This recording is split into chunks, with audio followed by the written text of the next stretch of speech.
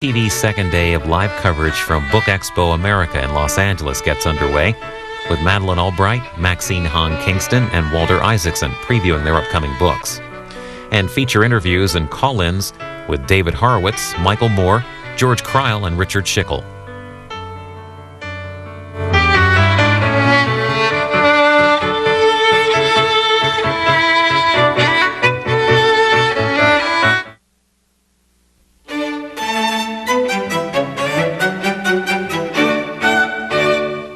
Noam Chomsky is a professor of linguistics at MIT University in Cambridge, Massachusetts. He's been a political activist and critic of U.S. foreign policy since the Vietnam War. He's the author of more than 80 books on politics, media studies, linguistics, philosophy, and psychology. His latest book is Middle East Illusions. And for the next 3 hours, Noam Chomsky will be taking your phone calls and emails as our guest on Book TV's In Depth.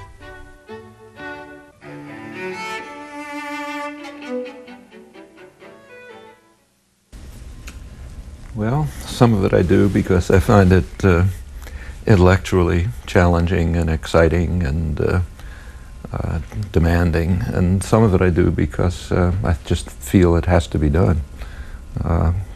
So, people are suffering bitterly throughout the world. There are a lot of things we can do about it, and that seems to me a responsibility that comes with privilege and freedom, which we have to an unusual degree, maybe unique degree, to involve ourselves in these issues. What do you think of the United States? Well, I think it's a complicated country. It has wonderful achievements. It's in some domains, it's gone beyond any other country in the world. Protection for freedom of speech, for example, many other liberties. It's got tremendous advantages, incomparable. Had the biggest economy in the world over a century ago. I don't think it's used them properly. There's plenty of many of the actions that the U.S. government has taken in the world, I think, are deplorable and should be stopped and reversed. You can't really comment on a country. There's just too many facets to it. There's a society, there's a culture, there's just too many things. I mean, when I take my grandson to a baseball game, as I did last Sunday, I enjoy being part of mainstream America. When I look at U.S. government foreign policy or the domestic, highly regressive domestic policies, I'm extremely critical. Noam Chomsky will be with us for just a little under 3 hours, and we will go to the phones in the next several minutes. But for the first part of this program, we want to chat a bit about his life. Philadelphia played a big role in your life. What year were you born?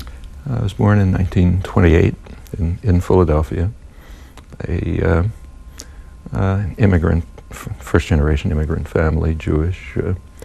My parents were very much involved, in fact, immersed in the Jewish community, Hebrew culture. My father was a Hebrew scholar, ran the Hebrew school systems. My mother taught in it, deeply committed to Zionism. We have to remember that that was something different then from what it is today. Actually, I grew up in a community in which we were, for most of the time, the only Jewish family in a mostly German and Irish Catholic community, and there were a lot of problems, which incidentally my parents never knew about. But the streets were complicated places. Problems for you that Yeah. they never knew? Give us an example. Well, as I say, there was a lot of anti-Semitism in those. This is the 1930s, deeply anti-Semitic period. I don't like to say it, but I grew up with a kind of a visceral fear of Catholics. I knew it was irrational and got over it, but it was just the street experience. There were periods these were periods of complex ethnic conflicts in the cities. There were times when I was a young teenager where in Philadelphia there was a curfew, I think a 7 or 8 o'clock curfew on teenagers. If we wanted to go out in the evening, we had to have parental authority. There were times when the walk from the subway station to the Hebrew school was under police guard. And it wasn't just Jews were not, there was a lot of anti-Semitism, but it went in all directions. Actually, you get a pretty good picture of it from some of the novels written about the period describing urban ethnic conflicts, which are complicated and real. Grew up in the middle of them. Where had your parents come from, and what were they like? My father had come from Ukraine right before the First World War, escaping the Tsarist army. My mother had come from what's now Belarus. Her family, she came when she was a baby, actually. But and the two families were first-generation immigrant families. What were they like? What were your parents like? Well, had a very warm, loving childhood. I look back at it with a lot of warmth and affection. They were both working. They taught Hebrew school, so I was in school actually from all day from the time I was about 1.5 years old. I was actually in early years up to high school in an experimental school that was run by Temple University, a Deweyite school. Wonderful place. I don't know if there's anything like it today. It fostered creative activity. There was no competition. Actually, I didn't know I was a good student until I got to high school, because the question never arose. You weren't graded by your achievements. I mean, I knew I skipped a class, but I didn't think anything particular of it, and nor did anyone else. It was a very healthy, exciting intellectual and social environment. Why did you decide to go to the University of Pennsylvania, where you got, I believe, your undergraduate, your master's, and your PhD? Question never arose. You didn't go in, the idea of leaving home was inconceivable. Yet we were working students, both my wife and I. You lived at home, you went to the local school, worked in the afternoons. The concept of going away to college just wasn't in the, didn't exist. The question never came up. When did you first get interested in linguistics? That was sort of accident. Well, it's complicated. Actually, my father was a Hebrew scholar. He did work on medieval Hebrew grammar, and growing up as a child, I read his manuscripts and drafts of a book and so on. I was kind of intrigued by it.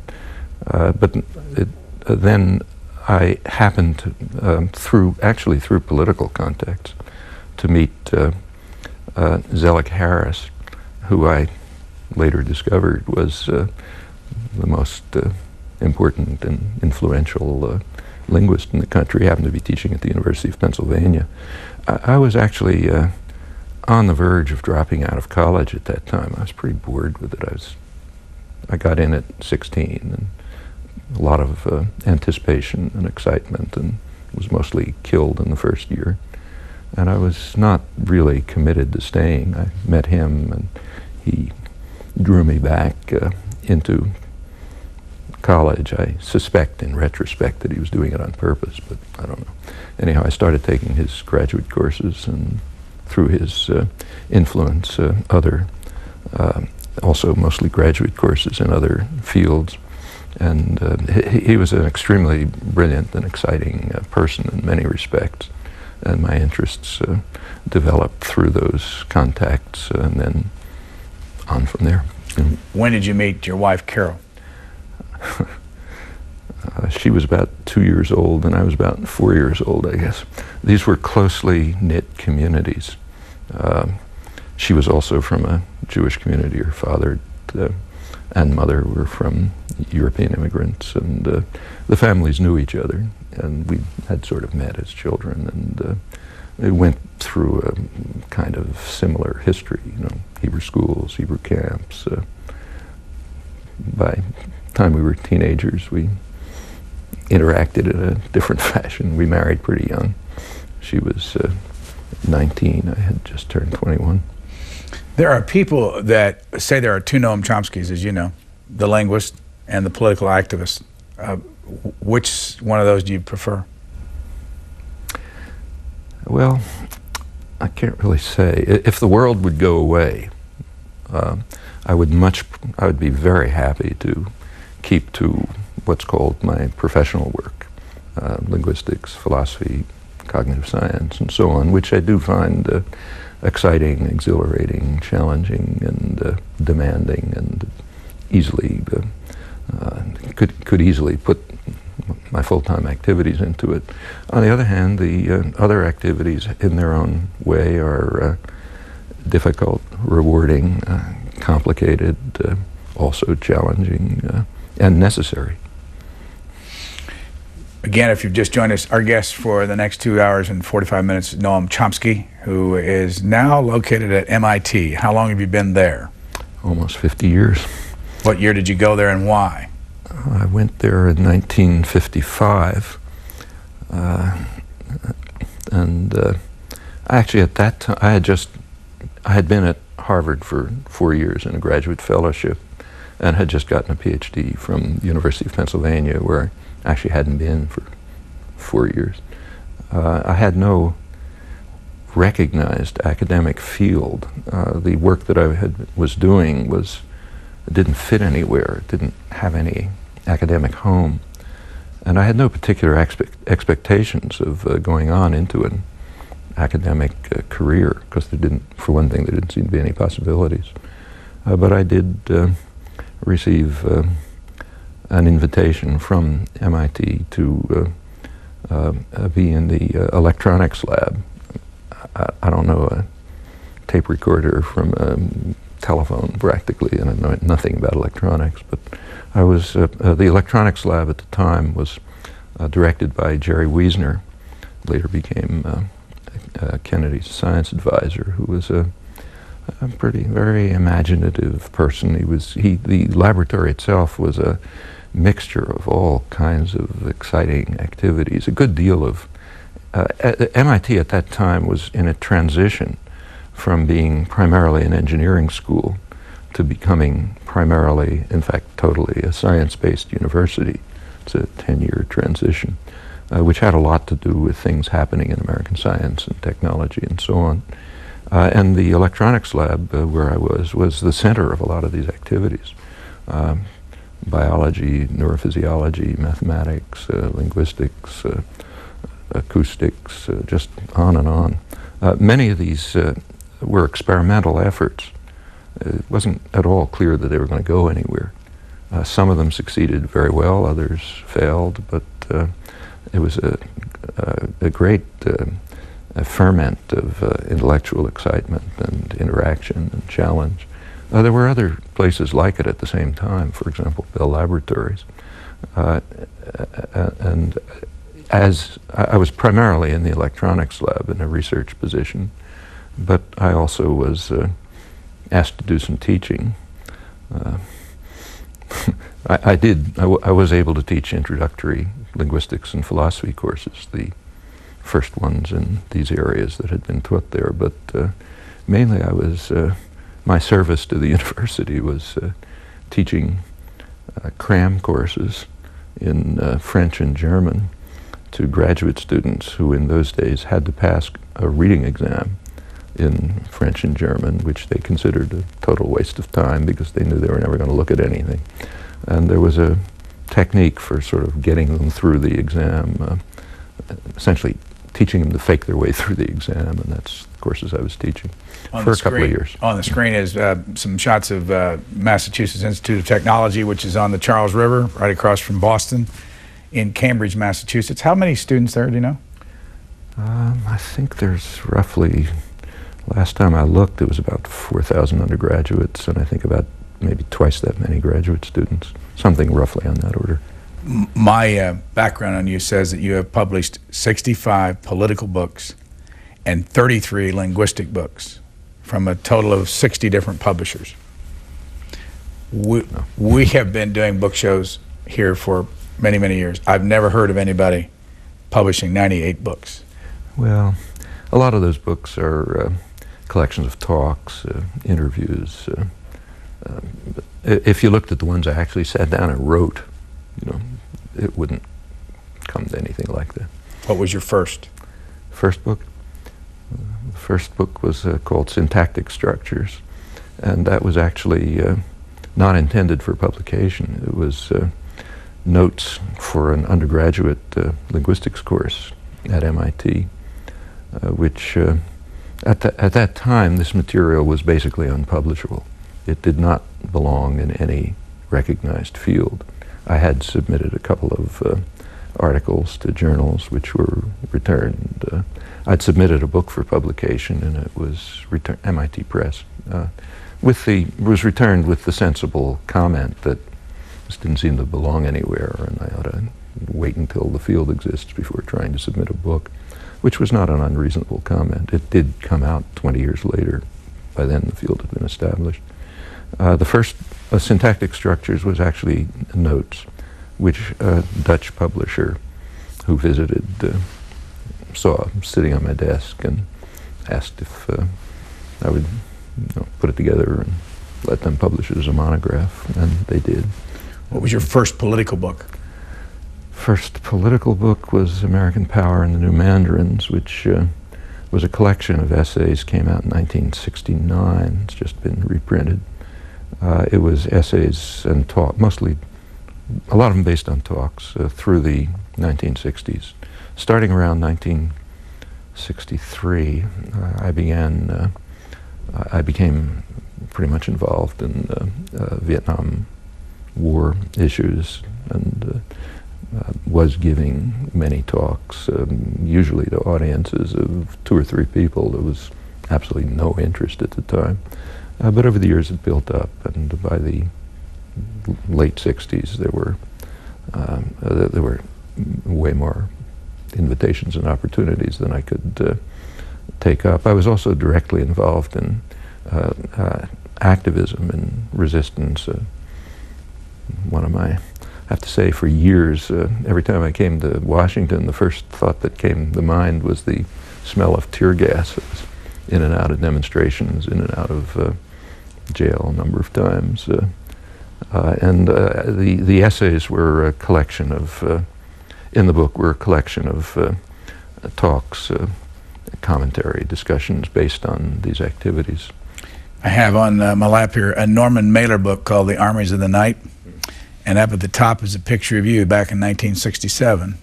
What were you doing there at the Pentagon? That was a big demonstration at the Pentagon in, I suppose it was October 1967.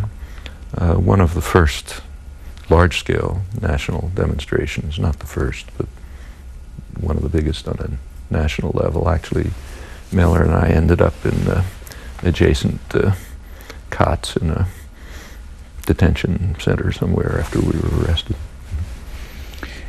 Over the years, lots of controversy, lots of books. We're going to go to the phones in about 10 minutes, and they'll have a chance to deal with these.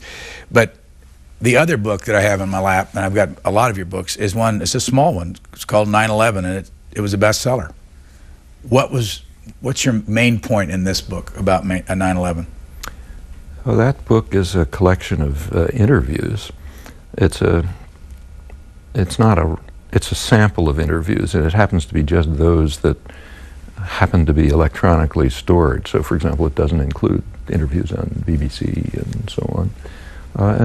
Right after 9/11, there was a massive requests from the United States and around the world for discussion of the events, their background, what they meant, what they were going to lead to, and this is a slightly edited collection of a number of those interviews. The point was, if there is a single point, that we should be aware of the role that we play in the world. What happened on 9/11 is a horrifying atrocity. It's probably the worst single act of large-scale terror that's ever taken place. I don't think there's another single case where thousands of people were killed in one act. On the other hand, for much of the world, the response to 9/11 was welcome to the club. We've been through this, and you've often done it to us. So, for example, I've forgotten whether I quoted it in there, but the research journal of the Jesuit University in Managua, Nicaragua, which is one of the main research journals in Central America, they published an editorial immediately after 9/11, describing it, as everyone did, as a horrifying atrocity, expressing sympathy for the victims, saying you could call it Armageddon. And then they added, but we have been through our own Armageddon in slow motion, under massive terrorist attack organized and directed by the United States, which led to tens of thousands of people killed and the country practically ruined and may never recover. So we do sympathize with the terrible atrocity that was carried out against you, but it's not unfamiliar to us. And that was a reaction through a good deal of the world. That's why if you look at there was an international Gallup poll taken shortly after September 11th. I think it was about September 20th, or roughly in that, about a week after, asking, this was at a time when the bombing of Afghanistan had in effect been announced, but it had not yet been undertaken, so it was in that interim period. And the question asked around the world was, do you support, if what it said actually is, if the perpetrators of the terrorist attack are identified on that assumption, would you be in favor of bombing the place where they came from, their refuge? And then there were two questions. If it attacked only military targets, second, if it also hit civilians. It was never published in the United States, but the responses were interesting. There was very little support for the policy that was actually undertaken. And incidentally, we should say that they hadn't identified the perpetrators. But in Latin America, which is the region of most experience with U.S. domination and intervention, the support was extremely low. It ranged from about 2% in support in Mexico to about 11%, I think, in Colombia and Venezuela. The only marginal exception was Panama, which has a very an American component there. And even there, 16% supported bombing. I think 80% supported diplomatic means, efforts for extradition. And that reflects a history of experience, long experience. So yes, all over the world there was overwhelming sympathy for the victims, horror of the terrible atrocity, but a recognition that life's more complicated. We've been on the receiving end for a long time from European imperialism, which was violent and destructive, and from the U.S. variant of it. And I think it's only first of all, it's the merest honesty to face this. But if we're interested in reducing the threat of terrorism, which is enormous, if you want to really be frightened, read the recent Hart-Rudman study, sponsored study of the Council on Foreign Relations on terrorist threats to the United States, and they're pretty awesome. Well, if you hope to reduce and lessen these threats, you have to make a crucial distinction between the terrorists themselves, who are carrying out criminal acts, and you treat it like criminal acts, and the reservoir of in which their message kind of resonates, even among people who hate and despise them, but nevertheless recognize some authenticity to what they say. And it's that reservoir of, you can't really call it sympathy, but understanding, where real grievances lie that have to be dealt with. That's true no matter what kind of terrorism you're facing. If you want to reduce the threat pay attention to the grievances from which they arise, and if they're legitimate, and they often are, deal with them. For one thing, because they're legitimate. For another, because it's just sanity if you're hoping to reduce the terror. These are topics discussed in the book, in their interviews. Just tuned in. Noam Chomsky is our guest, and we're going to go to the phones. We have a call from Maryville, Illinois. First up, go ahead, please. Hello, Dr. Chomsky.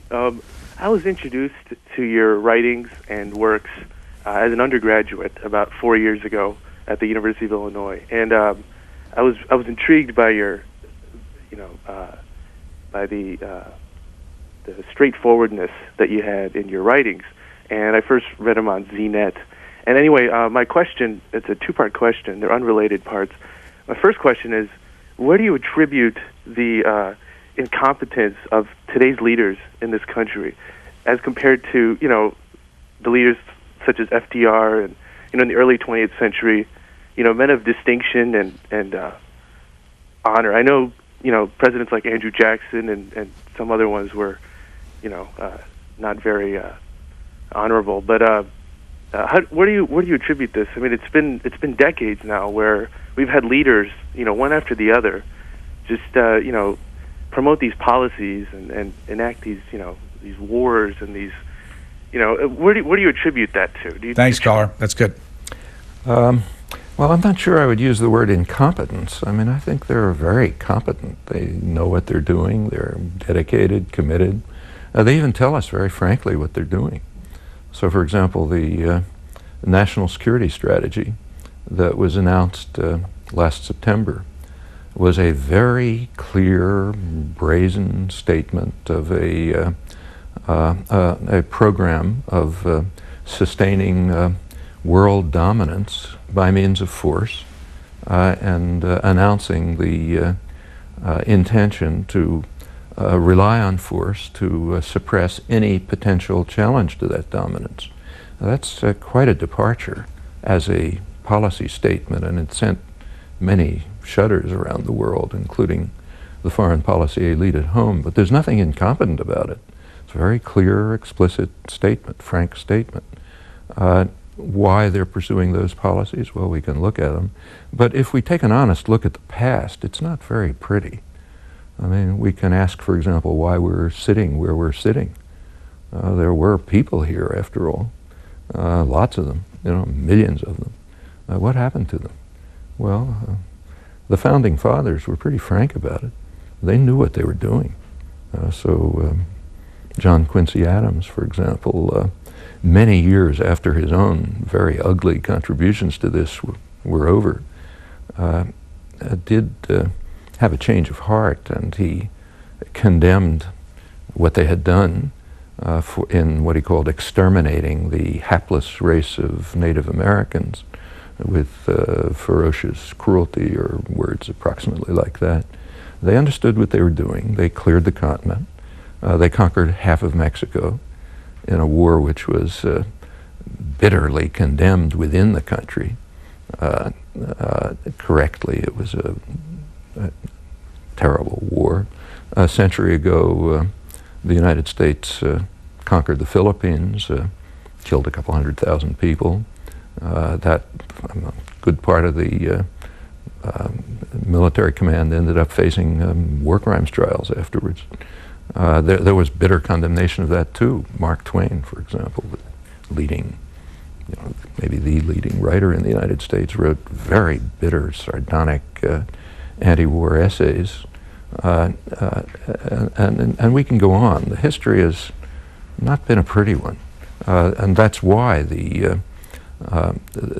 after the national territory was conquered, power extended to the region. The United States was not a major actor in the global scene until after the Second World War, but it was regionally the dominant power in the Caribbean and Central America, extending to Hawaii, which was taken from its own citizens by force and guile, onto the Philippines, but particularly in Central America and the Caribbean. And those are not, if you take a look at the record there, it's not at all attractive. Washington, D.C., for Noam Chomsky, good morning. Good day. Well, there's more like 300,000 in the Philippines, and that's my point and my disagreement with Mr. Chomsky. It's too general, Mr. Chomsky. It has to be specific as a prosecutor and factually, and the facts are known. The body counts are well known, and everyone quotes them incorrectly. That's my disagreement with you. I like your work very much, and many people follow you, but I think you need to, if Hussein's criminal to be prosecuted, then our involvement and participation, and Helmut Kohl's involvement and participation in the 80s is a prosecutable crime also. And also our uranium war crimes, or the wars in Ethiopia. James Baker restarted in 91, and now 20 million Ethiopians are in risk of starving to death, and there's plenty of food in this world.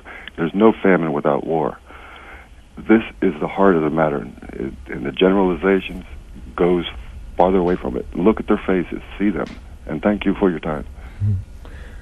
Well, I certainly agree with you that one should be accurate about the facts, and if you would like to bring up some specific questions about facts, I'd be happy to think about them, and if I made a mistake, to correct it. You're right about the tremendous suffering and agony throughout the world. Much of it it's not, it's by no means all the result of U.S. policy, obviously not.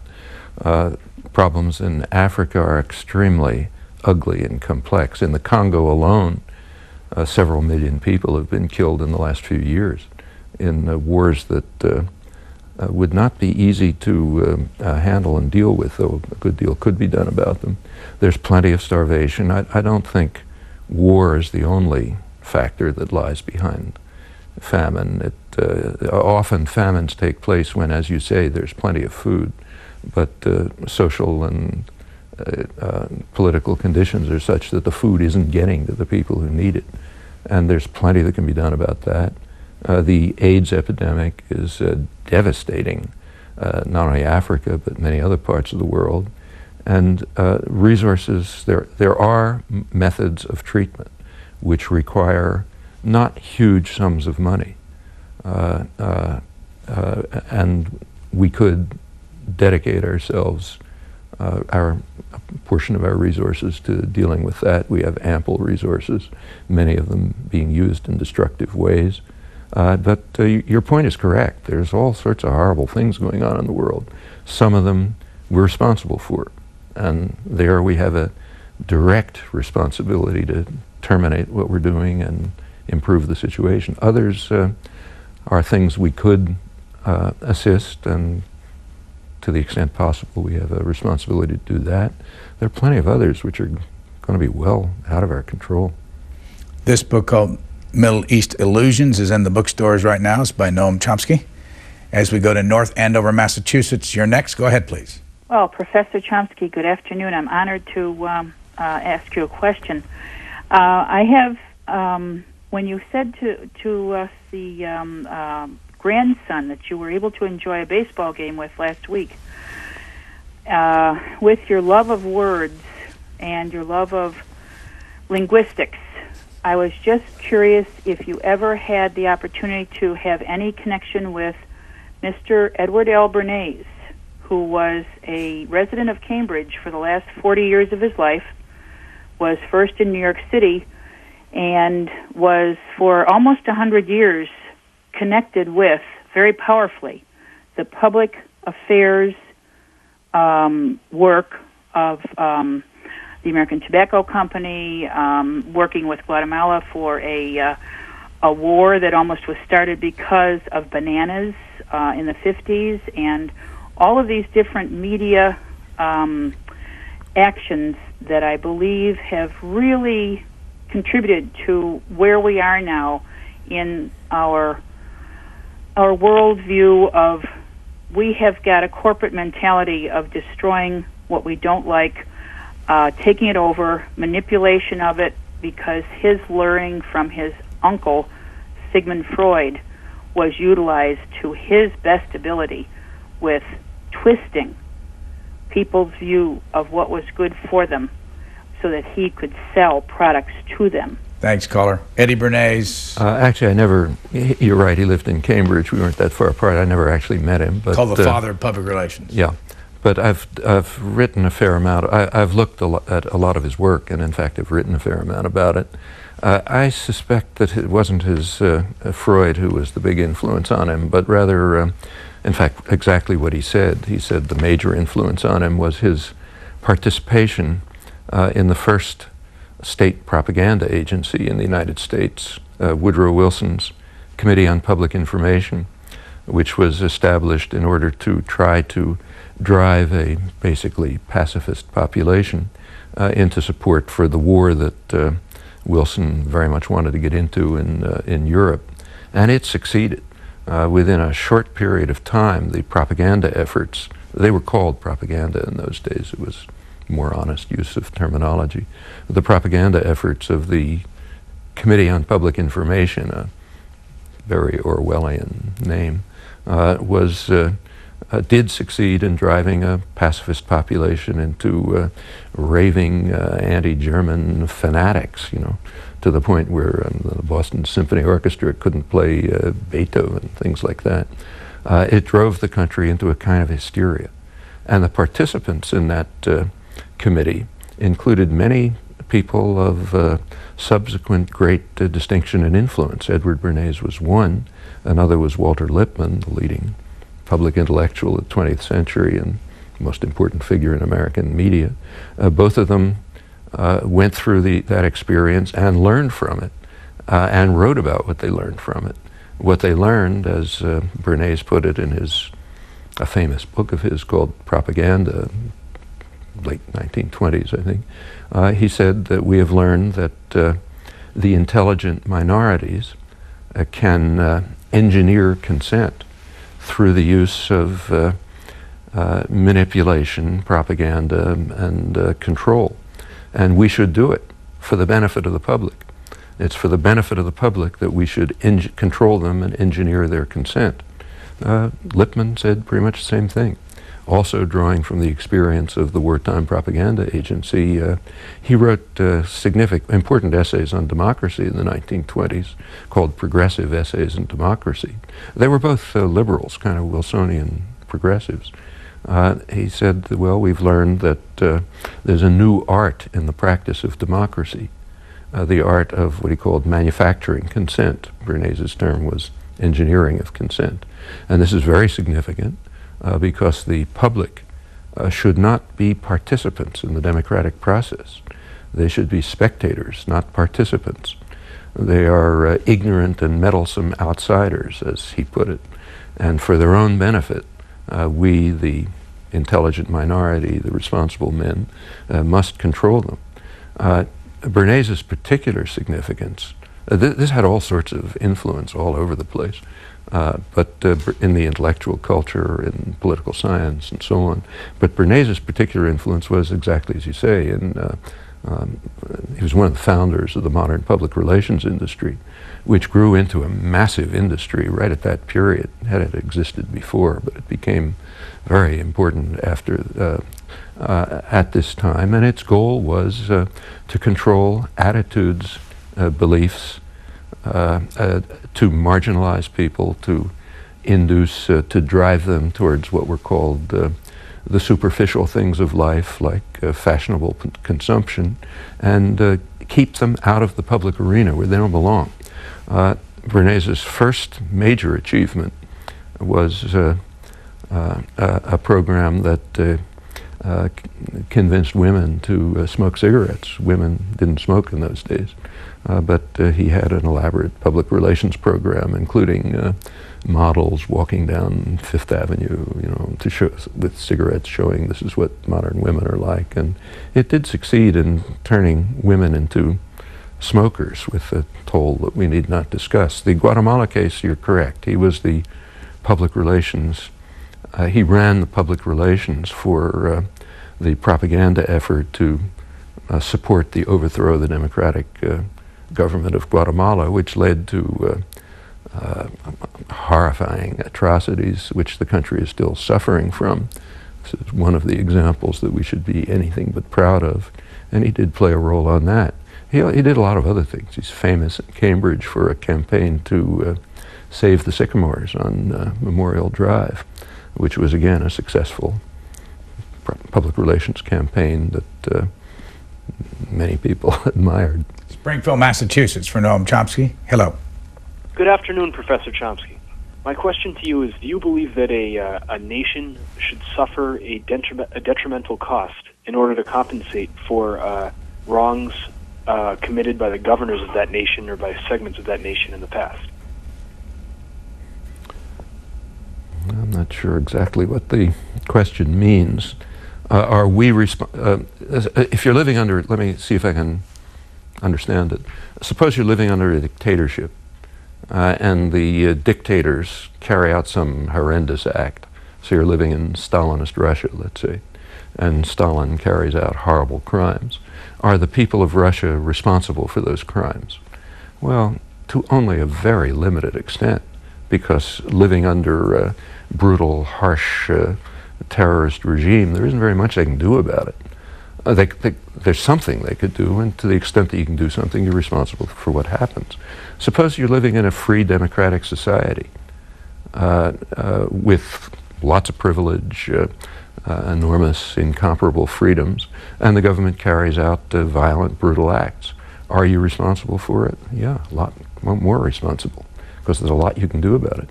And therefore, the cost of if you're responsible, if you share responsibility in criminal acts, you are liable for the consequences.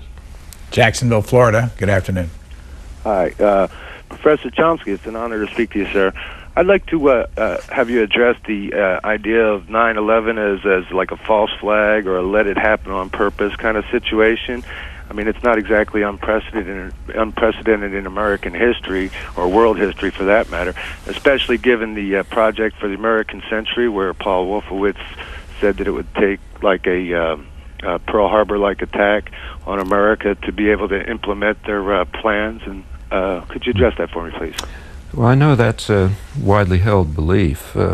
Frankly, I'm personally extremely skeptical about it. I don't think there's any likelihood that an action like that could have been planned, and I don't really think there are any historical precedents for it.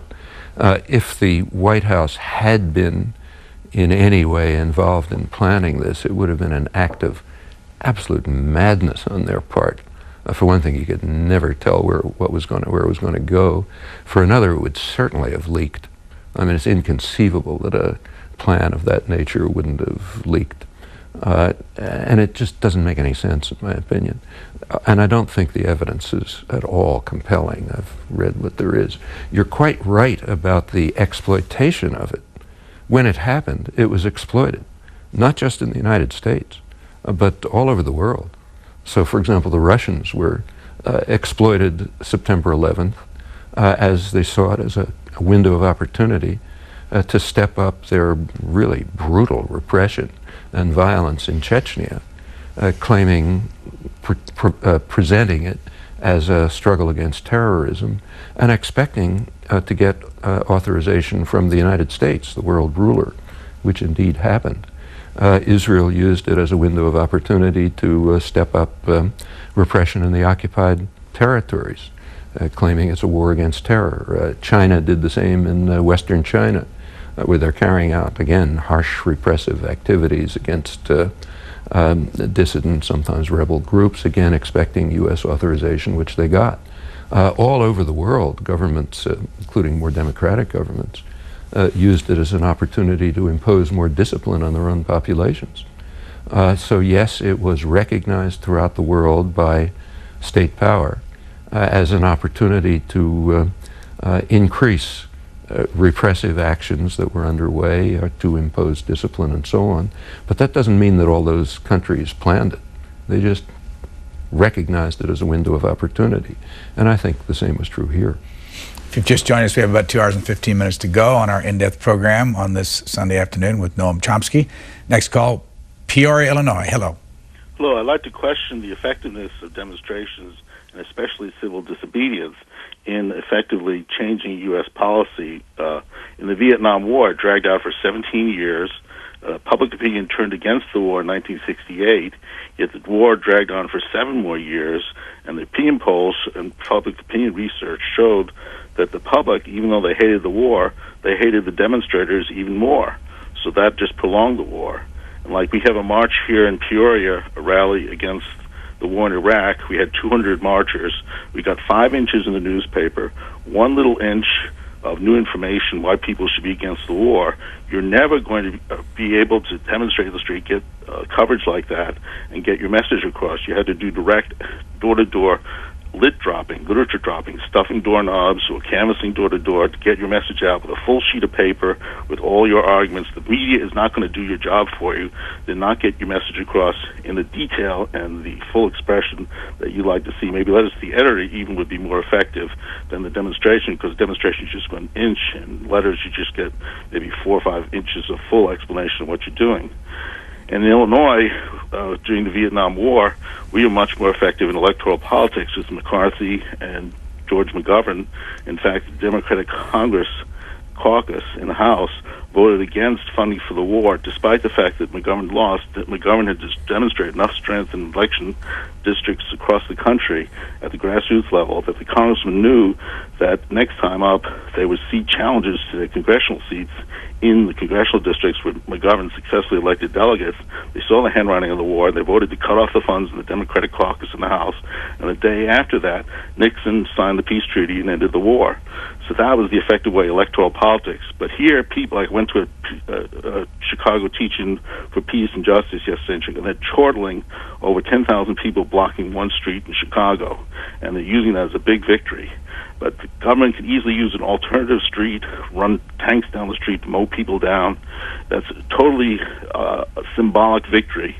These demonstrations don't accomplish anything. In Illinois... Pierre, I'm going to let you go. Thanks. You made your point. One part of what you say I completely agree with. Just demonstrations, not connected with day-to-day ongoing educational and organizing activities, are pointless. But take the case of the Vietnam War, which was dragged out. In that case, I think the evidence is pretty strong that the demonstrations were very effective. They were part of exactly what you're suggesting should be done. They were part of day-to-day organizing educational activities, and the demonstrations grew out of them, stimulated other people to join, made other people understand what was happening, contributed to the activism, which ultimately, after many years, led to the appearance of political figures who were willing to become, the leaders of or the official leaders of what was by then a mass popular movement. And that was after years and years of very hard work, including demonstrations. And I think there's very strong evidence that they were successful. If you want to have some direct evidence for it, in 1968, after the Tet Offensive in January 1968, the business world turned strongly against the war because it was becoming very costly to the United States. It was becoming costly because Lyndon Johnson was never able to call a national mobilization of the kind that was called during the Second World War, which led to a very efficient economy. He wasn't able to do that because there was too much discontent. They had to fight what they called a guns and butter war, which led to stagflation and economic problems. The discontent was the result of activism, including demonstrations. Johnson was essentially, there was a real power play from the business world. He was essentially told to call off the war after the Tet Offensive, which indicated it was going to go on for a long time. He wanted to send 200,000 more troops to South Vietnam. The Joint Chiefs of Staff were opposed. The reason, they said, was because they thought they would need the troops for civil disorder control in the United States, where large segments of the population were just getting out of hand. They mentioned women, youth, minorities, others. This is in the last part of the Pentagon Papers, worth taking a look at. The disorder and the discontent revealed themselves in many ways, demonstrations being a very visible part, but much more than that. And the appearance of politicians, Eugene McCarthy's a good case, was much later. And only when there was a mass base for it, then the politicians appeared. Before there were a few. Grinning and Morse were two, but very few until a mass popular movement had developed. And I don't really agree with you about the demonstration. I mean, it can be, if it's not done properly, yes, it can be destructive. You can say that about anything. The demonstrations on February 15th around the world were and they're the biggest mass demonstrations in history, I suppose. They were so significant that actually the New York Times, a little unhappily, in its comment on them, said a day after that there are now two superpowers on the planet. One is the United States, meaning the U.S. government. The other is world public opinion. Well, you know, world public opinion was visible on February 15th, and that led to the recognition that there's a powerful force there that has to be dealt with. It didn't stop this war, but you know, there's never been protest like this against a war at that stage. You're quite correct in your account of how long it took to build up protest to the Vietnam War, which actually started in 1962. This protest was before the war had actually started. That indicates a major change in consciousness and understanding in the country, and it's the basis, I think, for developing significant popular movements which will impede and I hope reverse the use of violence in world domination and control. But it doesn't happen in a day. And your point about day-to-day explanation, work, leafleting, and so on is absolutely correct. Unless that's a central part of the activity, demonstrations don't mean anything. Jerusalem, Rhode Island, good afternoon. Hi, sir. Anti-terrorism bills were rushed through Congress in the days after the Oklahoma City bombing and have been extended since September 11th. The problem is that clearly some of those bills had been written and printed before the bombing.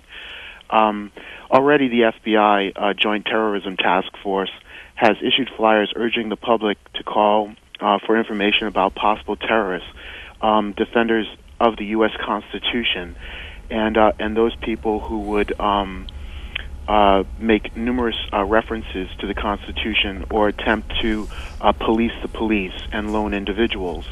I believe this is an undermining of basic democracy, and I believe that the FCC rule change that is proposed for June 2nd that would allow the media companies such as Clear Channel Communications to be able to purchase newspapers will limit the free press. As a novelist, I believe that you probably also support not allowing these large media companies like Clear Channel to be able to purchase newspapers on top of radio stations, since 2 out of every 3 households are reached by 6 major media companies. As a novelist, do you support the free press, or do you support this media rule change that Mr. Powell, Michael Powell, who is the son of the Secretary of Defense Colin Powell, for some unusual reason, but it has been alluded through Alice in Wonderland and the World Trade Center disaster, written by David Icke, what that relationship between Mr. Powell and Michael Powell and the government's hidden agenda to eliminate basic civil liberties are. Do you support this media rule change by the FCC? Thanks, caller. Yeah. Well, on the specific question of the, you brought up many interesting points. On the specific question of the FCC ruling, I'm on your side. I don't think that, I think that the planned ruling will increase the tendency towards centralization and monopolization of media, which is a very bad thing. It's been going on for years. Quite apart from this, the major monitor of the study, the regularly published study which deals with this, is Ben Bagdikian's book, The Media Monopoly. I think the first edition of it must have been about 20 years ago. And he then identified, if I remember correctly, about 50 major concentrations of media in the country.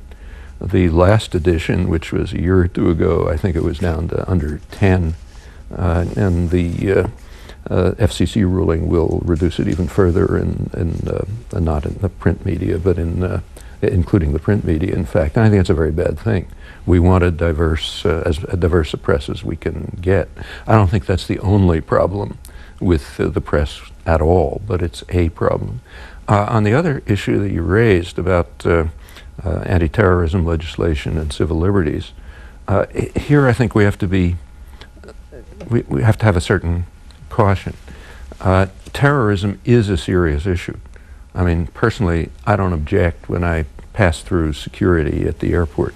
I think that's, you could argue about the details, but that something should be checked makes sense. On the other hand, the Justice Department, the Bush Justice Department, has claimed rights which are incredible. If they are implemented, it is a major attack on civil liberties, and to an extent they have been, and to an extent they've even been upheld by the courts. I mean, they've claimed that the executive has the right to imprison people, including citizens of the United States, to hold them without trial, without charge, without access to family and lawyers, and to do so indefinitely until the president declares that the war on terror is over, which means indefinitely.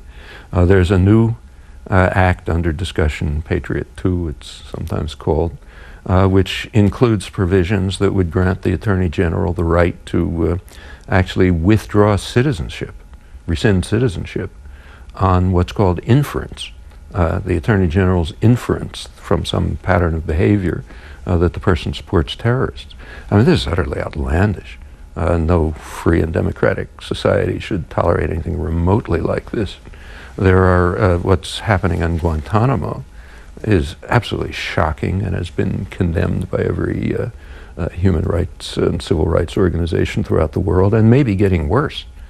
I don't know, can't authenticate it, but there are now reports in the British press and Australian press that there are plans for, and it's been the British Foreign Office has agreed that it's correct, that there are plans to have execution chambers in Guantanamo where people can be executed without anything remotely resembling a fair trial on charges that, and without proper legal representation or anything like that. These moves are really shocking, and we should be, you're right, that we should be deeply concerned about them. I might quote, if I can remember the wording, a comment by Winston Churchill about this. Churchill's bust is on George Bush's desk. He looks at it every day. Churchill he said that something like this, to place a man in prison without charge and without the judgment of his peers in a fair trial is in the highest degree odious and the foundation of all totalitarian governments, whether Nazi or communist. Churchill said that in 1943 when he was opposing efforts to institute preventive detention for alleged intelligence purposes. And in 1943, Britain was in pretty dire straits. It was under attack by the most vicious and murderous military machine in history, and its survival was not obvious. Nevertheless, he took that position, which is correct, and he's right. What's now being proposed is, and in part implemented, is in the highest degree odious and the foundation of all totalitarian societies, whether Nazi or communist, and we should be deeply concerned about that. Here's some of the 98 books that Noam Chomsky has published over the last, I guess what we're talking about, almost 50 years. American Power and the New Mandarins, a new foreword by Howard Zinn. This was 2002 when it came back out. There's one called World Orders, Old and New by Noam Chomsky. Remember the year this was out? First published in 1994, and there's an expanded edition in 1996. And here's another one, Deterring Democracy. It was a national bestseller. Can you still buy this one in the stores? I don't know if it was a national bestseller. I doubt it. That's what it says right up at the top. Well, you should know never to believe anything that's put by a publisher on a cover. That was 91, extended 92. Most of these still in print? Yeah. Carlsbad, California. Go ahead, please. Thank you. Yes, sir. I'm a military officer with 25 years of experience who's read Mark Twain's War Prayer. And I got a couple of quick questions for you.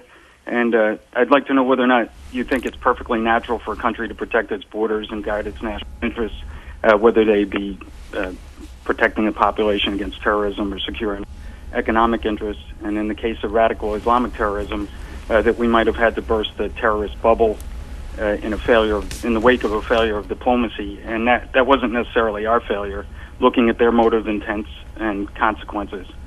And that's the first part, if I could come back to you after that. Well, should a country have a right to defend its population and its economy? Yeah, certainly. I don't think that's a question. I didn't exactly understand what you meant about the Islamic terrorism. Well, given the war in Iraq, that we were over there perhaps in the face of radical Islamic terrorism. No, there's no, look, that was a fabrication. There is no evidence whatsoever. I mean, Saddam Hussein's a horrible monster, just as he was when he was supported by the United States, the people now in office in the 1980s. He was a hideous monster. Osama bin Laden is another hideous monster, but they're different monsters, and they hate each other. And there's no evidence whatsoever of any meaningful evidence of a connection between Saddam Hussein's horrifying regime and the networks like Al-Qaeda. They despise each other and have had no known connections. The only effect of the war in Iraq on terror is that it has, as predicted, increased recruitment for Al-Qaeda. So it's increased the threat of terror, exactly as predicted by intelligence agencies in the United States and throughout the world and other specialists. But the idea that attacking Iraq had something to do with the war on terror is just mendacity. Quick follow-up, Carlsbad. Yes, sir. Thank you. With respect to foreign policy and the potential for peace in the Middle East, do you think that first world countries, which have a tremendous ability to provide resources and aid to developing countries, can promote peace in the face of Arab humiliation and overcome Israeli defensiveness? Well, we have to ask. Here I think we might listen to the leading specialists on the topic, namely from Israeli intelligence. So the former chief of Israeli military intelligence just pointed out in a book in Hebrew that until Israel is willing to treat Arabs with respect as human beings with rights, there will never be an end to terror. 20 years earlier, a former head of Israeli military intelligence, Yoshat Harkabi, said essentially the same thing. He said, until we deal with the legitimate grievances and demands of the Palestinian people under military occupation, there will always be the threat of terror. He was writing at a time when Israel was virtually immune from terror from within the territories. Just in the year 2000, the head of the Israeli secret police, Shabak, the general security services which control the occupied territories, essentially said the same thing. He said, until we deal with the legitimate grievances and demands of the Palestinian population under occupation, we will never put an end to terror. So the humiliation is there, and the degradation is there, and the repression is there. Yes, it does lead to sometimes to terror, certainly opposition. And incidentally, if we want to look ourselves in the mirror, as we should, this goes way back. George Bush is not the first president to ask, why do they hate us? Almost 50 years ago, President Eisenhower, in internal discussions with his staff, which have since been declassified, discussed what he called the campaign of hatred against us in the Arab world, not by governments, which are on our side, but by the people. And his National Security Council gave an explanation for it. They said that there is a perception in the Arab world that the United States supports corrupt and oppressive regimes, which block democracy and development, and that we do it because of our interest in controlling the oil reserves of the region.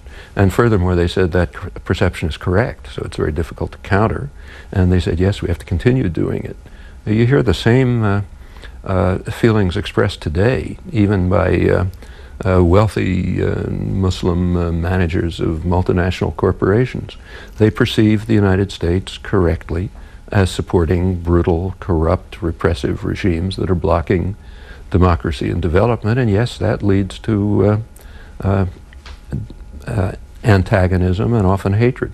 It's not the source of Osama bin Laden, but it is the reservoir of background that the heads of Israeli military intelligence and the secret police were talking about. We have to be serious about that if you want to stop terrorism. I mean, the same is true elsewhere. Take, say, Northern Ireland. As long as the British responded to IRA terror with just escalation of violence, it increased the terror. When they came to the point of beginning to deal with the legitimate grievances, it did improve the situation enormously. It's not a utopia, but it's much better than it was 10 years ago. Stamford, Connecticut, for Noam Chomsky. Hello.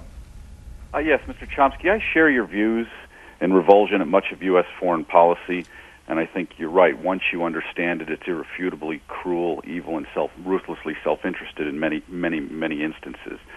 And I find you to be an invaluable voice of criticism and dissent, yet your views are almost never appear in the mainstream media. Do you feel you're censored at some level by the mainstream organs in this country?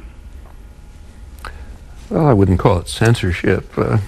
You're right that I don't appear in the mainstream media, and not just me, but the same is true of other critical voices. The media do, in fact, reflect a pretty rigid and, I think, narrow spectrum of opinion. And if you don't belong to it, you don't appear there. It's not censorship, it's their choice and decision. Sharon, Pennsylvania, you're on with Noam Chomsky. Good afternoon. Good afternoon. I have some disagreement, but most agreement with you. And one of the it's in the point that I feel you don't go far enough. For instance, just on the last point, for instance, NPR. I've read that even when you're speaking to a smaller audience at American University, from which NPR broadcasts this Diane Rehm show, you've been barred from that program, even when you're very conveniently to be interviewed. And I think it has a lot to do with the fact that the chairman of NPR is the former head of all CIA propaganda foreign broadcast, and the head, for instance, of PBS is the former head of Voice of America. Now, when you've got that on the supposed alternative to the corporate media, the big business media, which is interlocked and owned by military-industrial weapons manufacturers and colludes with the CIA, I think there is quite a bit of censorship. And I do read your stuff on zmag.org, like a previous caller, and it's very useful, and I think that it doesn't go far enough in many cases. For instance, you claim that somehow it's not plausible that the administration or a faction within intelligence supporting the administration had prior knowledge and saw that the only one that would benefit from this attack in 9/11 would be the warmongers within the Bush administration and the police state factions within the Ashcroft Justice Department. I think is belied by the fact, and this gets to the media, that James Bamford, the top NSA expert who wrote the book Body of Evidence, points out from declassified State Department and Pentagon documents that in the early 60s, the Joint Chiefs of Staff and the Undersecretary of Defense had plans to terror bomb American cities, murder American citizens, even bomb an American ship in Guantanamo Harbor to frame up Cuba, to blame Cuba for these U.S. Government planned bombings, and then use it as a pretext to invade. Now, there is a real precedent there. It was only called off by the Kennedy administration because apparently they figured that it might go awry. But it shows that there are these clones of this very fanatical ultra-right faction, almost duplicate at that time within the high levels of government that correspond to this Bush administration with its plans for world domination. Thanks, caller. Mr. Chomsky. Well, what you're referring to is Operation Northwood. It's declassified. You can read it if you like. It was a contingency plan called at the request of the Department of Defense, and it did have roughly the character you described. But if you look at contingency plans, they are all over the map. They've got plans for everything, and it was not implemented, and it wasn't the only one. There were other plans that came from the more liberal sectors of the Kennedy administration. For example, plans to stage what would look like a Cuban invasion of Haiti, which could then be used as a basis for invading Cuba. Actually, that one came from Arthur Schlesinger, way over at the liberal end. But you know, from looking at contingency plans by governments, I don't think you can conclude very much. On the 9/11 event, you have to make a distinction, crucial distinction between two things. The earlier question, at least as I understood it, was whether the Bush administration was involved in planning it. For that, I think it's outlandish. The question you're asking is whether there could have been foreknowledge of it. Well, that's conceivable, but then we have to be a little cautious, because remember that in 1993, almost 10 years earlier, there was an attempt to blow up the World Trade Center, which came very close to succeeding. And if it had succeeded, would have caused tens of thousands of deaths. Since that time, there was no doubt in the intelligence community that operations of this kind were possible and might take place. Whether there was any foreknowledge of this one, I haven't seen any convincing evidence of that, but it's conceivable. In a moment, we're going to take a break, and our guest, Noam Chomsky, is a graduate of the University of Pennsylvania with a BA, an MA, and a PhD. Got out of there in 1955, has been at MIT since 1960? 55. Actually 55, and has published a total of 98 books over these years. You have 3 children, Diane, Avi, and Harry? That's right. Where are each of them today? What are they doing? Avi's, the oldest, is teaching at Salem State College near Boston, Latin American specialist in Latin American history, teaches history. Diane, our second daughter, is happens to be in Mexico at the moment, but is primarily living in Nicaragua, where she's been about 15 years, has her family there. Our son Harry, the third child, is living in the Bay Area, works in software engineering, that kind of thing. We have about an hour and 45 minutes to go, and we'll be back with Noam Chomsky and more, and your calls in just a moment.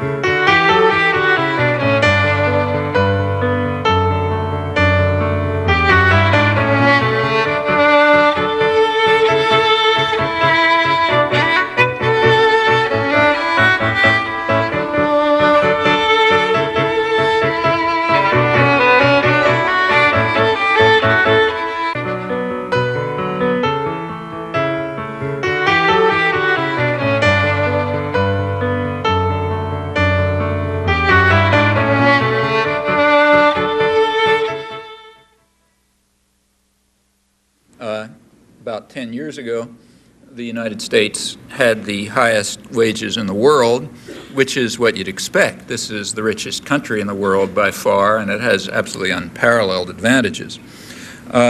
Real wages have in fact stagnated or even declined for the majority of the population since their peak around 25 years ago.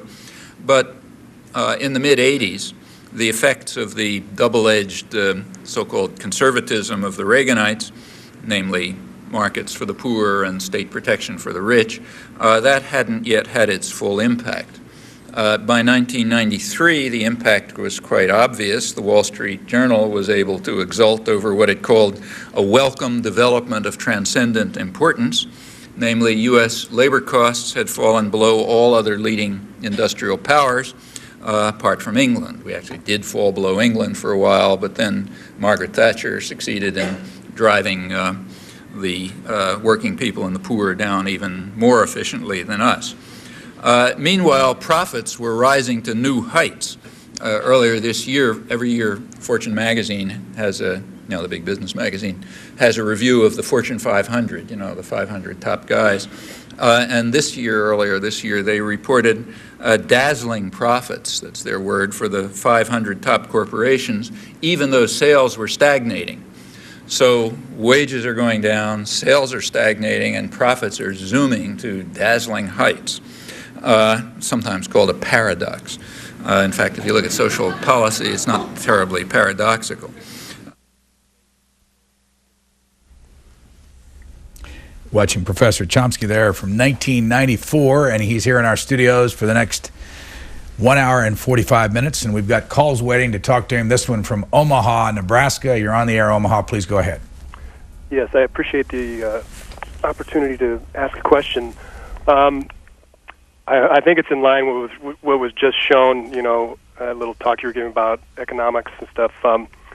I've been pretty deeply interested in socialism over the past 12 years, and I keep hearing that socialism is on the rise again in the U.S. At least within the universities and stuff. They say, always saying how all the faculties out east and west are more and more socialistic, and I guess I see as kind of the root of all the evil, all this imperialism and capitalism, economics, creating all these wars and terrorism, blah blah blah. I'd like to hear more of your commentary on the potential or what's going on realistically now in the U.S. and the world in terms of a true socialistic movement.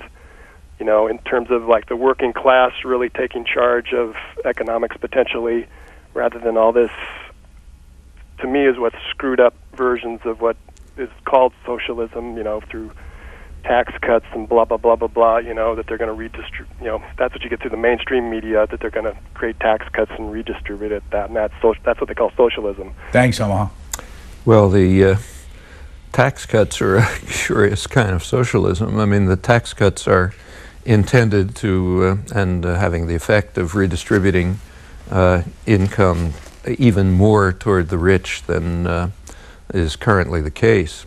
In fact, the tax cuts are pretty clearly part of an effort to destroy the progressive legislation of the past century, including social spending in general, Social Security, Medicare, Medicaid, progressive taxes, and so on. That's virtually conceded. I don't know how closely you've been following the business pages in the last couple of days, but it's been revealed that the former Secretary of the Treasury, before he was fired, commissioned a study by the top government economists, Treasury Department, Bureau of the Budget, and so on, to estimate the likely effects of the Bush administration economic programs. That includes a vast increase in federal spending, primarily for the military, which means high-tech industry in general, and tax cuts directed primarily towards the most wealthy sectors, enormous tax cuts. They estimated deficits on the order of $44 trillion. That's a lot of money. That was supposed to be put into the February budget proposals, but didn't appear there. There's a debate about whether that was purposeful or not. Anyway, it's now revealed and conceded. The White House spokesperson, Ari Fleischer, was asked about it in a press conference a couple days ago, and he said, yes, the figures are correct, and then, paraphrasing him, he said something like this. He said, this means that Congress will have to be responsible in reforming Social Security, Medicare, and Medicaid. Now, the kind of reform he's talking about is not funding it through reinstituting progressive tax measures, but basically killing it. They know that they cannot approach the population in an election on a platform saying, we're going to eliminate social spending and transfer wealth even more to the wealthy than it is today. But they can, and I think are intending to, drive the country into what a number of economists have called a fiscal train wreck, which will then have the effect of eliminating social spending. So this is about as remote from any, this is, it's government intervention on the for the benefit of the wealthy. Now, as far as socialism is concerned, that term has been so evacuated of content over the last century that it's hard even to use. I mean, the Soviet Union, for example, was called a socialist society, and it was called that by the two major propaganda operations in the world, the US, the Western one, and the Soviet one. They both called it socialism for opposite reasons. The West called it socialism in order to defame socialism by associating it with this miserable tyranny. The Soviet Union called it socialism in order to gain whatever, to benefit from the moral appeal that true socialism had among large parts of the general world population. But this was about as remote from socialism as you can imagine. I mean, the core notion of at least traditional socialism is that what you mentioned, that working people have to be in control of production and communities have to be in control of their own lives and so on. And you know, this goes, the Soviet Union was the exact opposite of that. Working people had no control over anything. They were virtual slaves. And the collapse of the Soviet Union is in fact a small victory for socialism, in my opinion. It eliminated one of the major barriers to it and should have been recognized as such. But the term has been, as I said, become so meaningless that it's hard even to use. If we use it in the traditional sense, which you brought up, that goes straight back in American history. You read the working class press in the mid-19th century, press published by artisans and what were called factory girls, young women from the farms working in the textile mills in eastern Massachusetts, which was the center of beginning of the Industrial Revolution. Their press was calling for, they said their theme was that those who work in the mills ought to own them. Wage labor, which was called wage slavery, was regarded by most Americans as not very different from slavery. Even the Republican Party regarded wage labor as just at best a preliminary to free labor, but intolerable because it's a kind of servitude. A large part of the northern population fighting the Civil War was fighting under that banner. This goes straight through the 20th century, the idea that people should be in control of their own destinies and lives, including the institutions in which they work, the communities in which they live, and so on. Call it what name you want, but that's traditional socialism. And there are today attempts to describe a kind of a detailed vision of the future based on these notions. The most extensive and detailed one I know is by Michael Albert at ZNet, which you mentioned. It's participatory economics, and there are other such proposals. But I think this is deeply ingrained in people's understanding and consciousness, and barely below the surface. In fact, it's a call for essentially extension of democracy to the industrial sphere and to communities as well. We should also bear in mind that the leading American social philosopher, John Dewey, who's as mainstream as apple pie, his main work was concentrated on democracy. He pointed out over and over again that as long as we have what he called industrial feudalism, that is a tyrannical control, private power controlling production commerce, democracy will be very limited. We have to move to what he called industrial democracy if we hope to have significant democracy. As for politics, his position was that until that happens, politics will be the shadow cast over society by big business. And I think most of the population recognizes that and accepts it. New York City, good afternoon. Good afternoon. Yes, hello, Dr. Chomsky. I heard you refer to your early experiences with Zionism. I imagine a more universal and idealistic Zionism from that period. And I was wondering if you could speak on the evolution of your relationship with Zionism and the State of Israel. And also, perhaps if you could speak on what your vision might be for an Israel maybe drawing on that more optimistic early Zionism, and how the process of getting to that vision differs from Oslo, Clinton, and Barack in 2000, and now the roadmap. Well, this will have to be brief, but in this book that was mentioned before, Middle East Illusions, there's a lot of discussion of that. Some of the essays there go back to over 35 years, up to the present. But to try to put it briefly, at the time when I was a Zionist youth leader, an activist back in the 1940s. But for me, Zionism meant opposition to a Jewish state, and that was a recognized, accepted part of the Zionist movement. By no means a majority, but it was a position within what was called the Zionist movement, opposition to a Jewish state. And I think the reasons for that were good.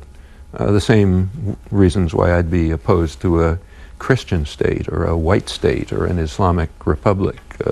Same reasons. A state should be a state of its citizens, and not of some privileged category of its citizens. And the State of Israel, incidentally, by High Court ruling, is the state of the Jewish people in Israel and in the diaspora, but not of its citizens. And I'm opposed to that. I've always been opposed to it. So in that respect, my views haven't changed. If this was merely a matter of symbolism, it wouldn't matter much.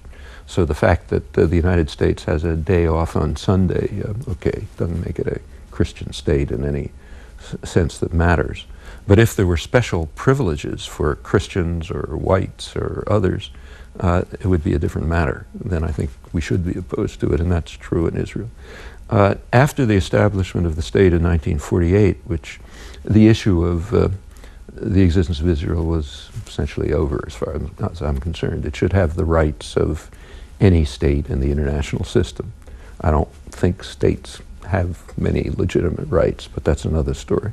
But whatever rights you accord to any state in the international system, Israel should have those rights. It should be democratic internally, meaning the state of its own citizens, not of the majority of them and other Jews elsewhere. After 1967, the situation changed radically. In 1967, Israel conquered the West Bank, Sinai, Gaza, and the Golan Heights. And since that time, this is now the 36th year of a quite harsh and brutal occupation, in which time Israel, when I say Israel, I mean the United States and Israel, because just about everything Israel does is by U.S. authorization and with U.S. Diplomatic, military, and economic support. They can't go much beyond what the U.S. authorizes. And what they have done is move to integrate the West Bank, particularly, into Israel to the extent that they want it. So there are massive settlement programs which have broken the West Bank into cantons effectively. And to get quickly to the Clinton-Barack programs at Camp David, they were you should take a look at the map of what was proposed. It's rather striking that while there was much talk about how magnanimous and generous the offers were, you can't find a map. I don't think a single map appeared in the American media. They were available. They were in the Israeli media and Europe, standard scholarly sources and so on, but they didn't appear. If you look at the map, you can understand exactly why the settlement was completely unacceptable to the Palestinians.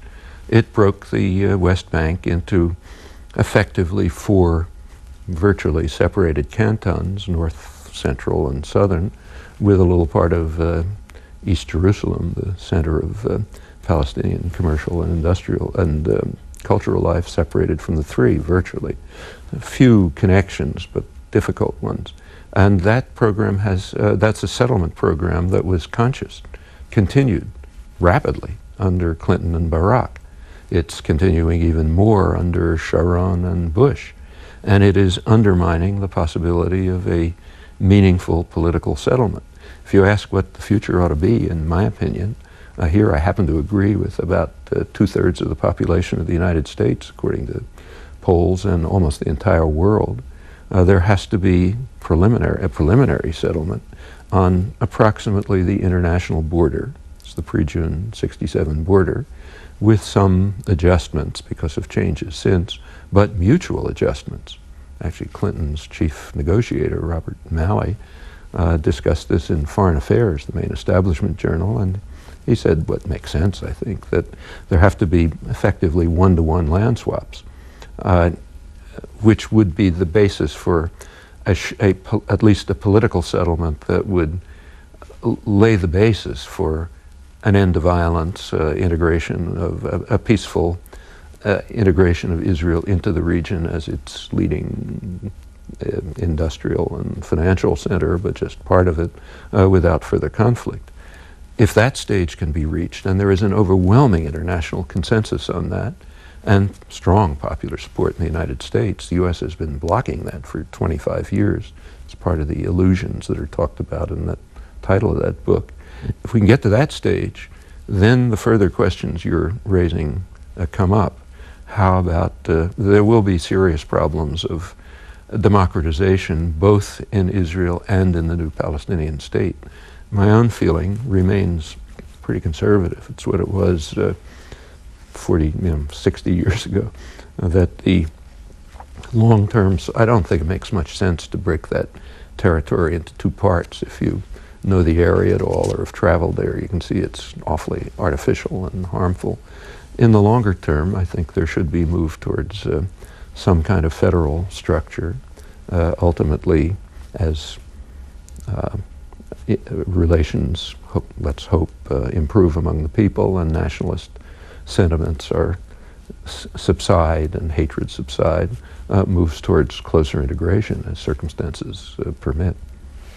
We're at about the halfway point with our in-depth with Noam Chomsky.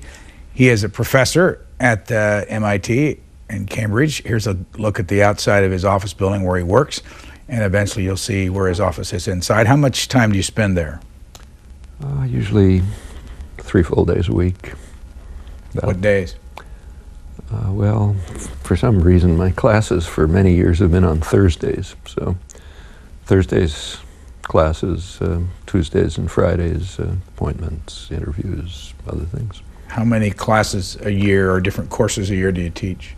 Well, technically I've been retired for the last couple of years, but this year I had 2 courses at MIT and a half course at another university, State University of New York. How much are you speaking? I can't even remember. Almost constantly. I mean, do you go on the road a lot still? Quite a lot. I arrange the timing so that I can be on the road, obviously, on days when I don't have commitments at work. A fair amount. Yeah. I want to take a number of calls. If you don't mind, make some notes here so we can hear some voices of people that are watching. And we'll go through a couple of these here, and then we'll come back to and have you wrap up some of the comments on their calls. New York City next. Go ahead, please.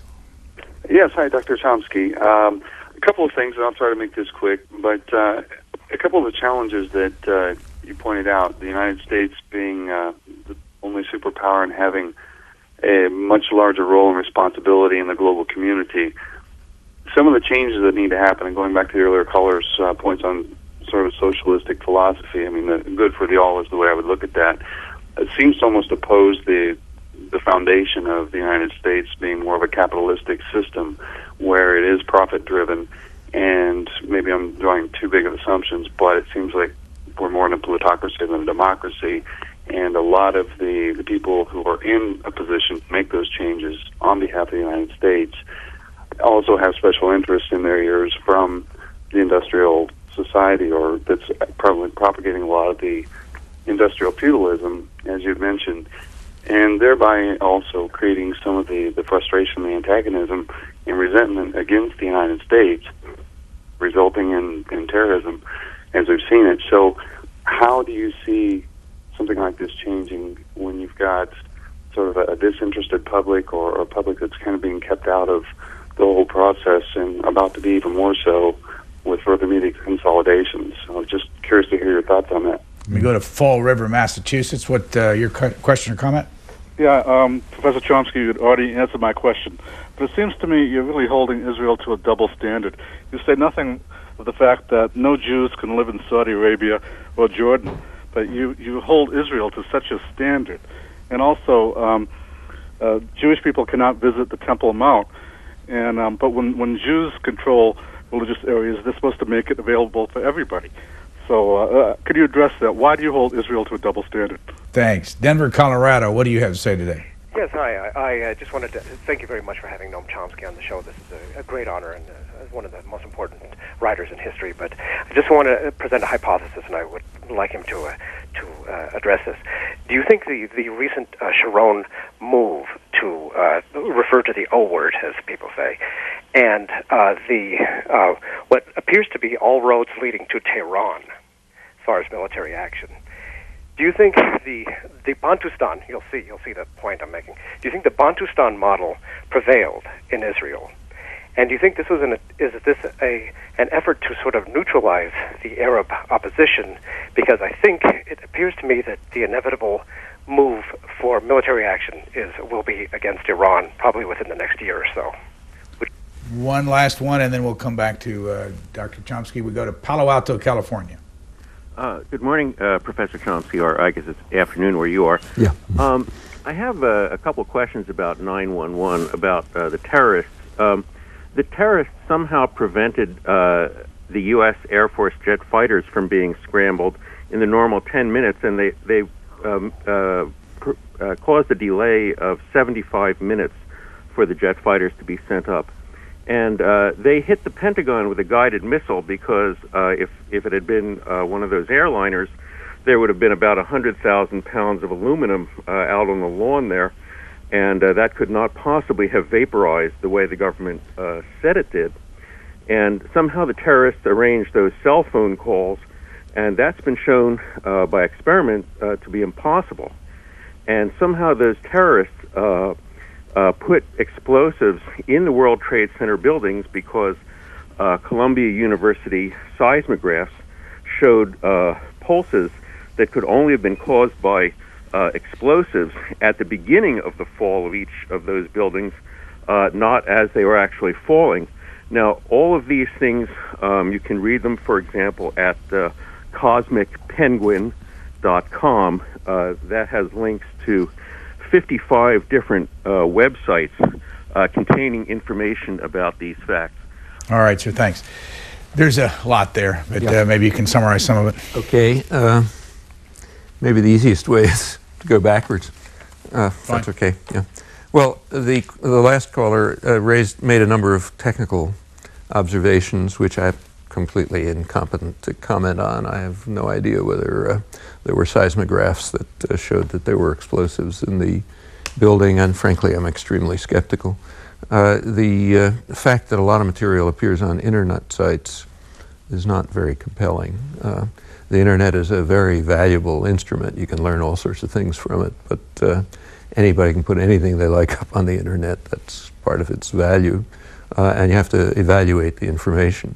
I haven't checked any of the technical issues that you discussed, so I can't comment on them, but I should say that I have extreme skepticism about them. On Sharon, Iran, the caller right before, Sharon, the O word, namely occupied territories. Actually, the word he used is conquered territories, which is pretty strong and accurate. And the road to Tehran and the efforts to neutralize the Arab world.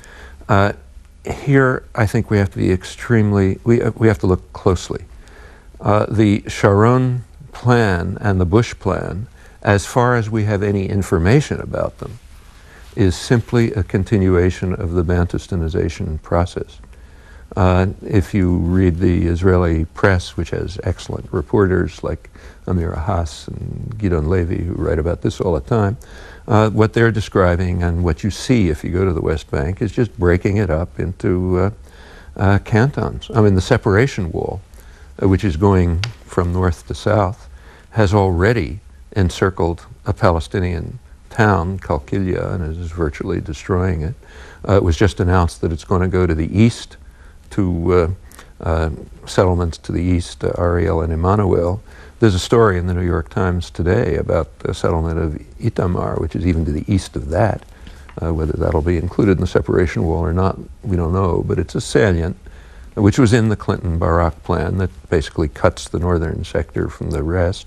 There is just no doubt that the separation wall or some equivalent will include the vast settlement and infrastructure programs to the east of Jerusalem, extending almost to Jericho, which cuts it again. And those there's a growing city there, Ma'ale Adumim, which was established primarily in the Clinton-Barak period, pretty much with the purpose of bisecting the West Bank. And it's got infrastructure connections to Israel, which essentially break up the Palestinian territories. That plan, as far as we know, George Bush's vision, as he calls it, as far as we know anything about it, is simply a kind of program which is called a Bantustanization program in Israel for good reasons. Would you say that word again? Bantustanization. I mean, it stands for? That's a reference to the South African programs of the early 1960s of setting up black homelands, which were called Bantustans. Transkei was the first. There were several others. They were never recognized by anyone, but their idea was to set up black states under black leadership, surrounded by white areas. And it was one of the most grotesque efforts of the apartheid regime in its worst period. That's been regarded as a model by Israeli planners pretty openly. And it's discussed in those terms, criticized in those terms usually. But it's not unreasonable. I mean, it's a cantonization program, setting up cantons which have some connection, but not much, and are basically unviable. Is that an effort to neutralize the Arab world? Yeah, I think your suspicion is correct, but it's certainly not going to work if it's anything like that program. As for Iran being the next step, it's certainly being set up. And there's, unfortunately, the United States is creating a self-fulfilling prophecy. I mean, it's very likely that the war in Iraq will inspire Iran to develop weapons of mass destruction.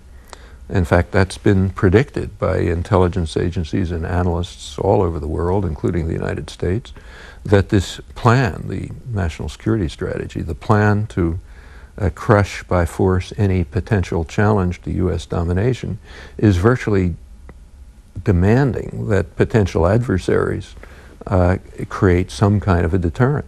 And the only kind of a deterrent they have to a state with overwhelming power is either terror, which is a deterrent, or weapons of mass destruction, or, as in the case of North Korea, massed artillery aimed at Seoul and at American forces there, which are a deterrent to attack on North Korea. But you know, when you announce your intention to rule the world by force and to crush any potential challenge, you're virtually, you know, demanding that potential adversaries do something about it.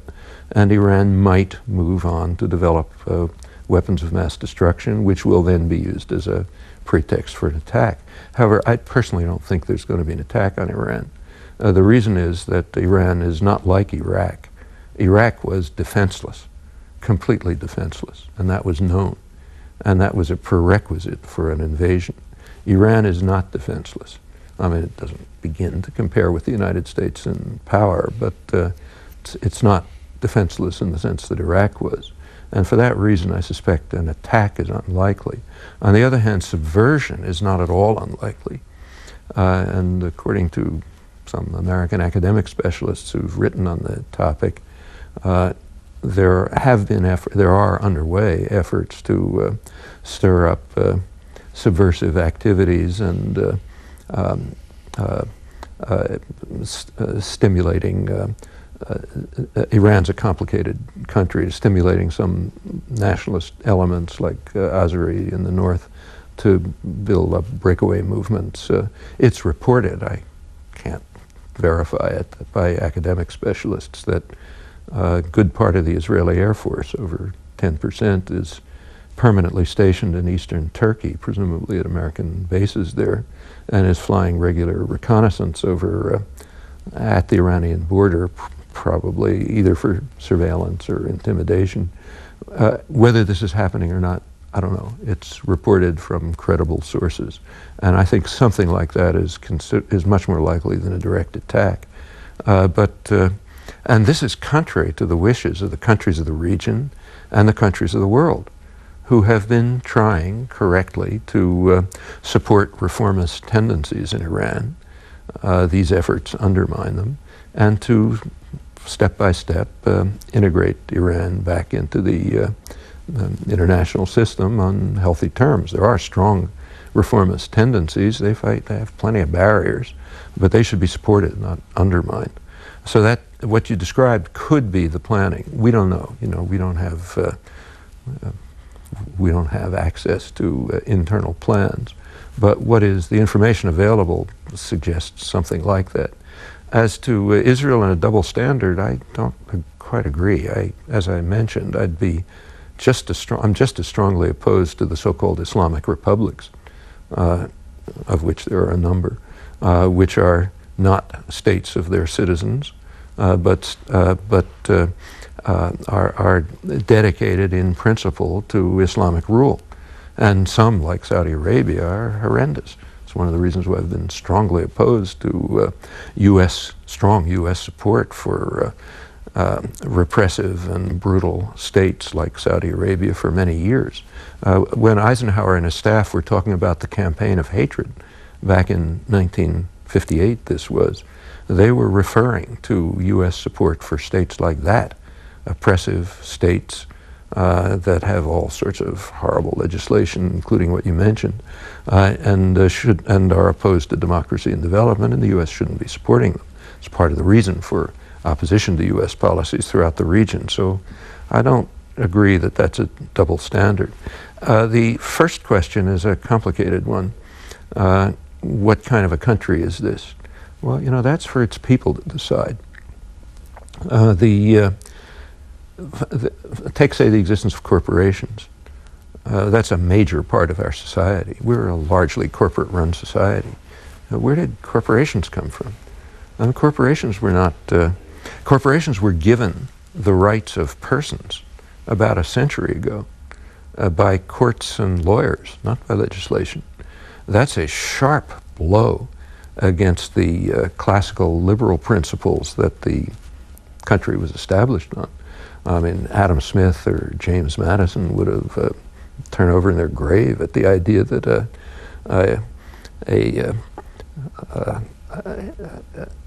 an abstract entity like a corporation is given rights of persons of flesh and blood, like freedom of speech and freedom of search and seizure and so on. These are these are collectivist legal fictions, as they're sometimes described in the legal literature.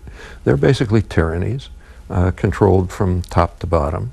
There's the idea that they should have rights of persons from a classical liberal point of view. The view of the founding fathers is just outlandish. They now have rights far beyond persons. So the recent trade agreements, so-called trade agreements, not really trade agreements, they grant corporations rights that go far beyond persons of flesh and blood. General Motors, for example, can go to Mexico and demand national treatment, meaning to be treated like a Mexican business. But a Mexican of flesh and blood can't go to New York or San Francisco and demand national treatment. They wouldn't get very far. This is a complete reversal and a sharp attack against the liberal principles, the capitalist principles on which the country was founded. What about the political system? The political system is really what political science is sometimes called a polyarchy, not a democracy. That is a system of elite decision and public ratification. That's what, go back earlier in the discussion, that's what people like Lippmann, Bernays, and others were talking about. And it has good constitutional sources. If you look at James Madison, who was the main framer of the Constitution, his view, explicit in the discussions of the Constitutional Convention, is that power, as he put it, should be in the hands of the wealth of the nation, the more capable set of men, the people who have sympathy with the rights of property, meaning property owners. And he argued strongly against democracy. He gave the model of England, which is, of course, what they were thinking about. He said in England, if the population really had the vote, the majority of the population would vote for a better distribution of the wealth of the society. At that time, that meant land. In other words, they would vote for what nowadays we would call agrarian reform, to give, break up the concentration of land and give it to people who needed it. And Madison concluded that's intolerable. We can't accept that. So therefore, we can't accept a system in which the population will, in fact, have a direct say in social and economic policy and affairs of state. The population should be fragmented, and power should be in the hands of the wealthy who basically are concerned with property rights. Well, that's not the position of the population of the United States. And over the centuries, there have been many struggles about this. It's a large part of American history is struggles about these issues. What the country is founded on and what it should be the matter for the people to decide. You pointed out, the questioner correctly, that the population seems, I think the word you used was disinterested. I don't really believe that. I think the population feels helpless. They feel there's nothing much they can do about it. In fact, attitude studies show that. There's a measure called helplessness. Can we do anything about what's happening? Now, that's been going up in recent years. I think it reached its peak the last time it was studied, about the year 2000.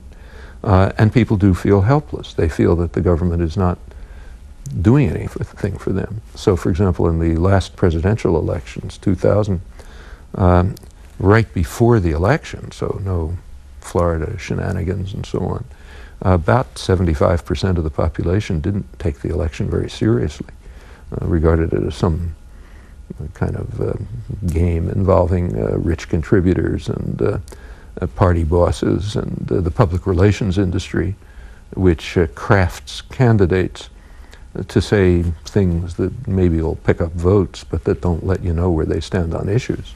Issue identification was extremely low in the 2000 election. Most people couldn't tell where the candidates stood on most issues.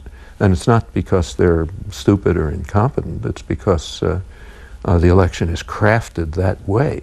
You're supposed to vote on what are called qualities, not issues.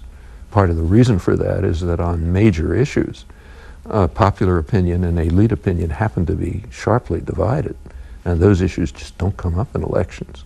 And I think at some level, the population, much of the population is quite aware of this. I don't think it's lack of interest. I think it's a feeling of lack of ability to do much about it. But that is but if we want to improve the situation in the country, and I think we should, that's the opportunity for activists, organizers, people who want to empower people and enable them to do things. And it certainly can be done. We do have a legacy of freedom. It hasn't been a gift. It's the result of struggle. It was won. We can use that legacy of freedom if we like, or we can abandon it. But those are choices. For Noam Chomsky, Farmington, Michigan. Hello, Professor Chomsky. And thank you for the opportunity. I think you answered part of my question regarding Iran, and I had a follow-up.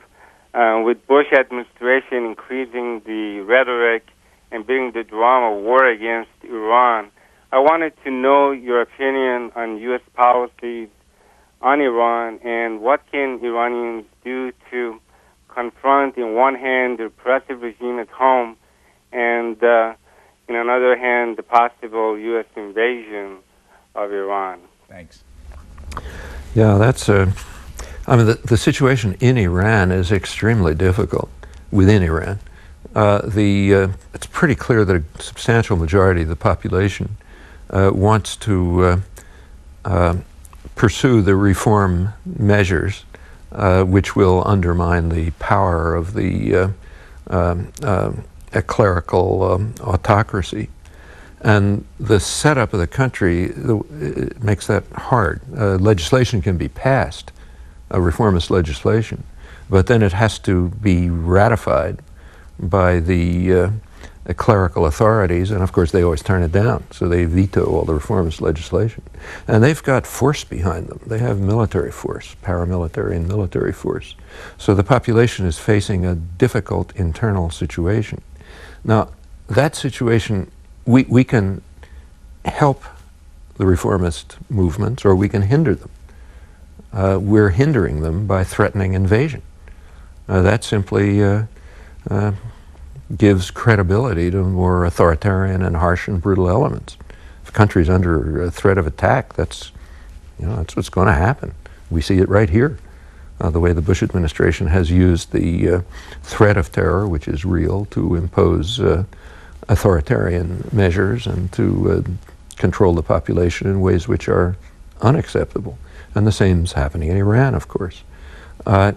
Efforts from the outside to help through diplomacy, through commercial relations, through trade and so on, to integrate Iran into the region and the world, that's the best thing we can do to help the progressive reformist elements in Iran, which do want to turn it into a more free and democratic society. We can't solve the problems for them, but we can improve the conditions under which they can deal with their own problems. And it's not going to be easy for them. They're facing harsh internal constraints. About an hour to go on In Depth with Noam Chomsky. It's Spokane, Washington. Hello. Hello, gentlemen. First, Dr. Chomsky, I would like to thank you so much for elucidating all of the problems of political arenas around the world for me. In contrary to a speech you gave, one that I saw at a community center, I'm an international affairs student and economics major, and I'm a senior. And so there are a lot of international affairs majors that I'm very much interested in your opinions. Early on in the program, a gentleman called from the military, and he stated, don't you feel that a country should protect its population and its borders as well as its economy? And you said yes. However, from all of the speeches, sorry for the sounds in the background. Yeah. For all of the speeches that you've given, I'm a little curious. One, in stating that yes, you feel that a country's economy should be protected, you are inherently stating that yes, we should send the military to enforce the rules of a corporation. And a corporation, of course, now, and unfortunately in this country, being seen as an entity, actually having, as you said, more rights than an individual. you are saying that it's okay. Yeah. Well, in that case, I was speaking not very clearly. I understood the question to mean, does a country have a right to protect itself from attack? Okay, so if someone attacks from abroad to, say, destroy American agriculture and industry, does the country have a right to defend itself? Yeah, I think it does. But maybe I spoke badly, but you're interpreting what I said as meaning, do we have a right to send the military abroad to enforce the domination of U.S.-based corporations? No, of course, that's not defending the economy in the sense that I had in mind. So I think I'm in agreement with your point, if I understand it. Got some more books, some of the 98 books you've published in your life. Here's Noam Chomsky, Pirates and Emperors, Old and New, International Terrorism in the Real World. New edition. What year was this originally put out? The first one, which was just Pirates and Emperors, was 1986, right in the middle of the Reagan-Bush War on Terror, as they called it. Remember that the War on Terror was redeclared on September 11th, not declared. The first one was 20 years earlier. And it was just reissued with new essays bringing it up to date since 1986. Here's another one. Forward by Edward Said, Fateful Triangle, updated edition, the United States, Israel, and the Palestinians. Yeah, that was written in 1983, right after the Israeli invasion of Lebanon. And it was updated in 1999 with a number of essays and articles about the intervening period. Here's a little younger Noam Chomsky, Understanding Power, the Indispensable Chomsky. What year did this come out? That one I was really surprised at. I didn't know that material existed. It's mostly from transcripts of lengthy discussions and interchanges, if I recall, from about 10 years ago.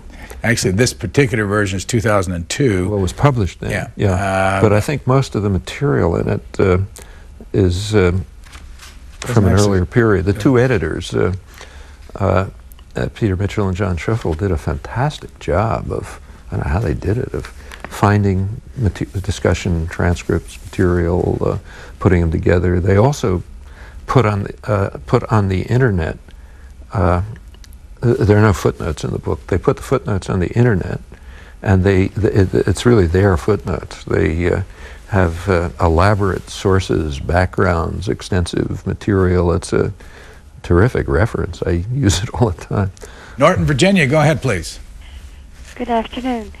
I consider it a great honor to be able to speak with Dr. Chomsky, and I'm so impressed by what I've just heard that I have a difficult time formulating my question. What I wanted to ask about is in his capacity as a linguist. Do you think, Dr. Chomsky, that a lot of the repression and abuses of power that we're seeing going on, and terrorism included, is a fear of goddess energy? And do you know goddess, the female? Goddess energy. Goddess energy. Oh, I see. I didn't hear it. Yeah. In regard to the Gaia hypothesis. Yeah. Well, first of all, as a linguist, I have absolutely nothing to say about this. There's no professional, special knowledge that bears on your question. Tell you the honest truth, I don't really have anything to say about it. I'd be interested in knowing what you think. Not there. Since you've obviously thought about it. Go ahead, Atlanta, you're on the air. Hi, appreciate it. Thank you, C-SPAN. Mr. Chomsky, thank you for being on the show and doing your best to be a great American. What the founders were, in Hayek's words in Constitution of Liberty, what Hayek thought he was an old Whig, as opposed to the modified Whig that showed up in the 1830s, which was part of the manufacturing of a new sense of what we were.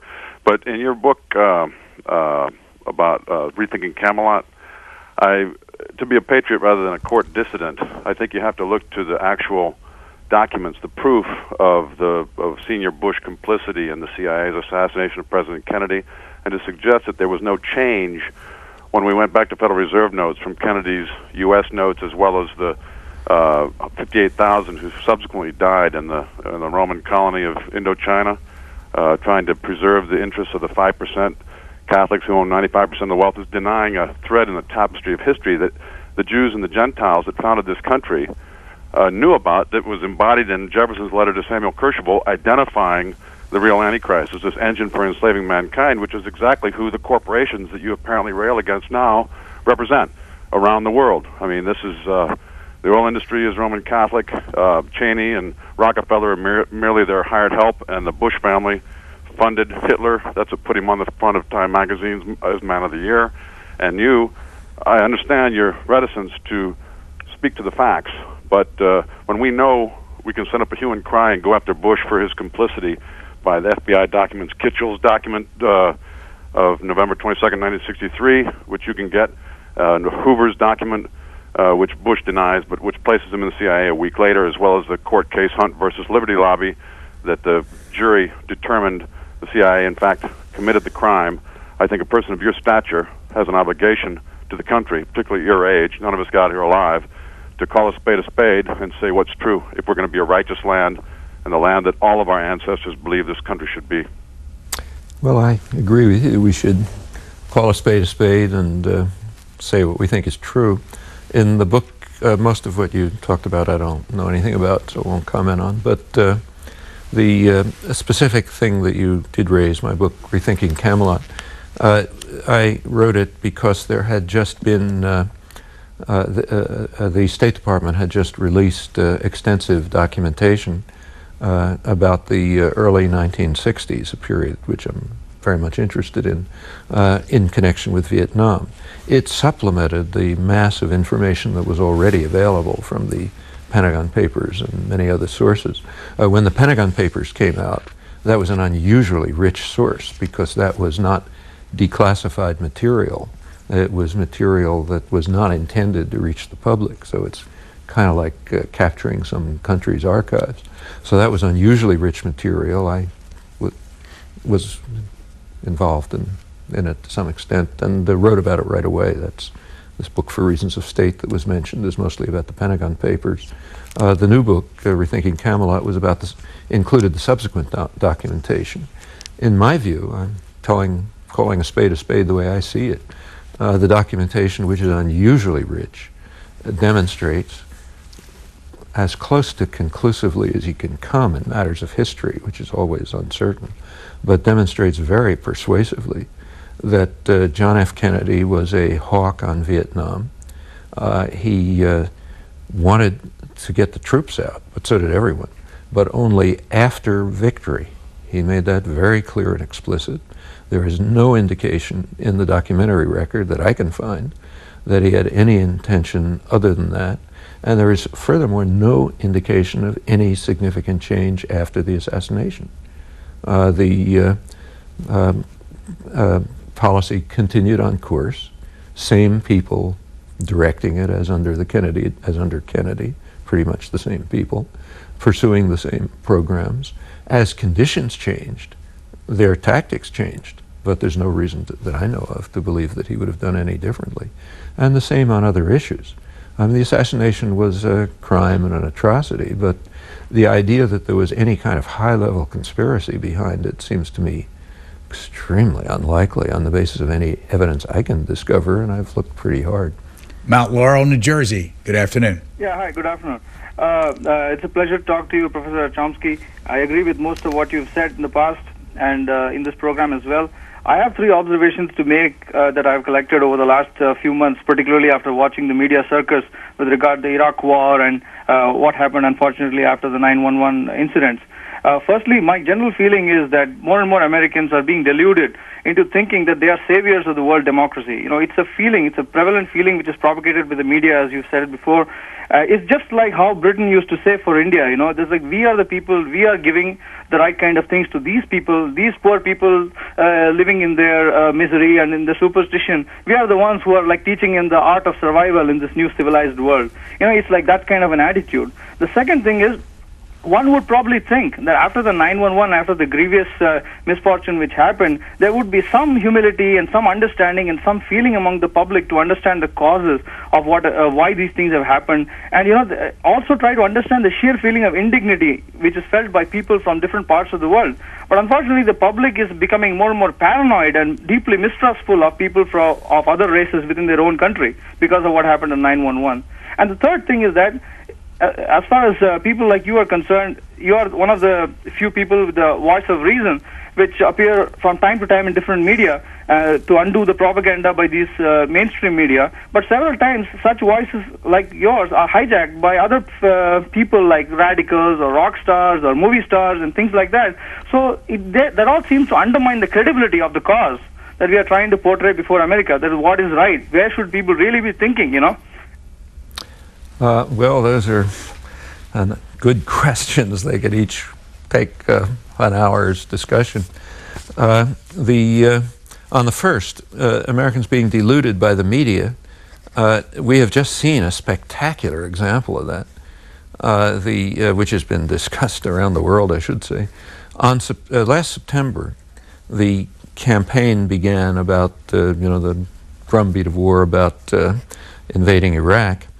And at the same time, there was a massive government media propaganda assault charging, or at least insinuating, that Iraq was an imminent threat to the security of the United States, and even that Saddam Hussein was involved in al-Qaeda-style terrorism, that he was behind or maybe involved in 9/11 and planning future atrocities.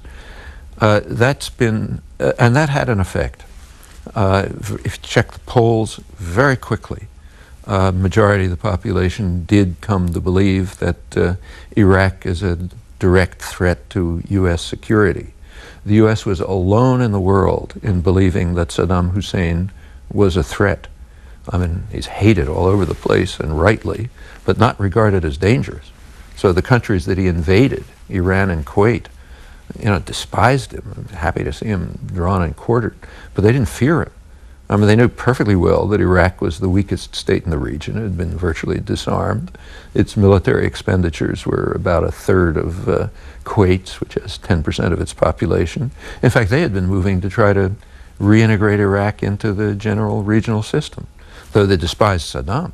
It's only in the United States that people thought he was a threat to their security, and that was government media propaganda. The connection with terror was completely fabricated, and it was so effective that in Bush's Abraham Lincoln aircraft carrier speech, he was able to say without fear of ridicule that the victory in Iraq was a victory in the war on terror. It was quite the contrary. If anything, it increased the threat of terror by increasing recruitment for terrorist groups, as predicted by the intelligence agencies. Again, that's spectacular propaganda. The connection with 9/11 is such a fantasy that it's hard to discuss. You won't find an intelligence agency or serious strategic analyst in the world that gives any credibility to that. But over the months, from the beginning of the propaganda campaign, a large part of the population, by now probably a majority, actually came to believe it. So yeah, there's plenty of delusion. Your point about Britain and India is very pertinent. I suspect you're Indian, and it's pretty monstrous. I mean, the U.S. is not inventing this. It's following closely the model of other imperial powers. So when Britain crushed India, India was one of the major commercial and industrial centers of the world back in the 18th century. After 2 centuries of British rule, it had become an impoverished, mostly agricultural society. It wasn't until after Britain was expelled that India renewed its course of development, and indeed, after Britain was expelled, there were no more famines. Up through the whole British period, there were massive famines. But Britain did regard itself, and in fact, many British still regard themselves as benefactors, civilizers who were going to India to, help the poor natives. Some of the leading British intellectuals, some of the most honorable people in modern intellectual history, people like John Stuart Mill, wrote the most outrageous nonsense about British benevolence in India and how it was there to save the barbarians and so on and so forth. So yeah, the continental powers, if you take a look, were even worse. So yes, this is an old story, and the U.S. is following a very familiar but extremely ugly path in this kind of self-delusion. As for the feeling among the public after 9/11, it's very hard to judge public sentiments, but at least my impression is different from yours. It seems to me that 9/11 was a kind of a wake-up call for a lot of people. The United States is a very insular society. Most people don't pay much attention to what goes on outside, and in fact, people don't know much about the outside world. They don't geography, history, it's all something out there. But the impact of September 11th, part of the impact, I think, was to make people feel we better find out something about the world and our role in it and the way people feel and so on. And there was a notable increase, very great increase in requests for talks and sales of books. All the small publishers started republishing books that had been out of print for years, but just because the demand grew so much. I mean, I know myself, the request for talks and discussions just skyrocketed after 9/11, and everyone else who's publicly available had the same experience. I think that was a very healthy reaction. There were also unhealthy reactions of the kind that you mentioned. They're there too. Life's a complicated affair. But some of the reactions were healthy, sensible, and an opportunity to build on. I think a lot of the massive protest against the Iraq War, which was unprecedented, is based on that. As to the hijacking of voices, well, people can do what they want. It's up to each individual, you, everyone else, to decide what makes sense and what doesn't make sense. North Widmer, New York. Go ahead, please. Hello, Dr. Chomsky. I'd like to ask you regarding your history with Zionism. Do you see a difference between a Jewish homeland and a Jewish state? Yeah. So, one could debate the validity of having a Jewish homeland in Palestine. That's the question, but let's accept that for the moment. The part of the Zionist movement that I belong to, and my parents as well, I should say, back in the 30s and the 40s, was committed to establishing a kind of Jewish homeland in Palestine. It's debatable, but yeah, that was my position then, and still is. A Jewish state is a different matter. That's a state which, in fact, the groups that I was part of were calling for binational settlement in Palestine, a binational Palestine, Jewish and Arab, and with a democratic society based on, it was a socialist movement, so based on there was a big cooperative movement, collectives and so on, efforts to integrate the general populations into it. How realistic that was, or even how valid, one can debate, but it's quite different than the notion of a Jewish state. Once the state was established in 1948, a lot of these questions became moot. And as I said before, I think the state itself should have whatever rights any state can legitimately claim. And as I mentioned, I don't think states can claim many rights, but maybe any. But whatever they have in the international system, this is one of them. But to be a Jewish state or an Islamic state or a Christian state or a white state, that's a different matter. Madison, Wisconsin. Go ahead, please. Yes, I wanted to follow up on a comment that Professor Chomsky made with regard to trade agreements. From what I understand, foreign corporations have even more rights in the United States than American corporations do, because the foreign corporations are entitled to sue the U.S. government for financial losses supposedly caused by American laws, say, governing discrimination in the workplace or the environment. Well, that's not just foreign corporations. I mean, the trade laws do grant corporations rights that human beings don't have. Included among them are measures. It's a complicated matter, but there are measures which in effect allow corporations to sue governments for alleged loss of profits and so on. And some such suits have been carried out by U.S. corporations, incidentally, against Mexico, against Canada, and in principle other corporations in other countries could do that here too. These, in my view, are completely illegitimate.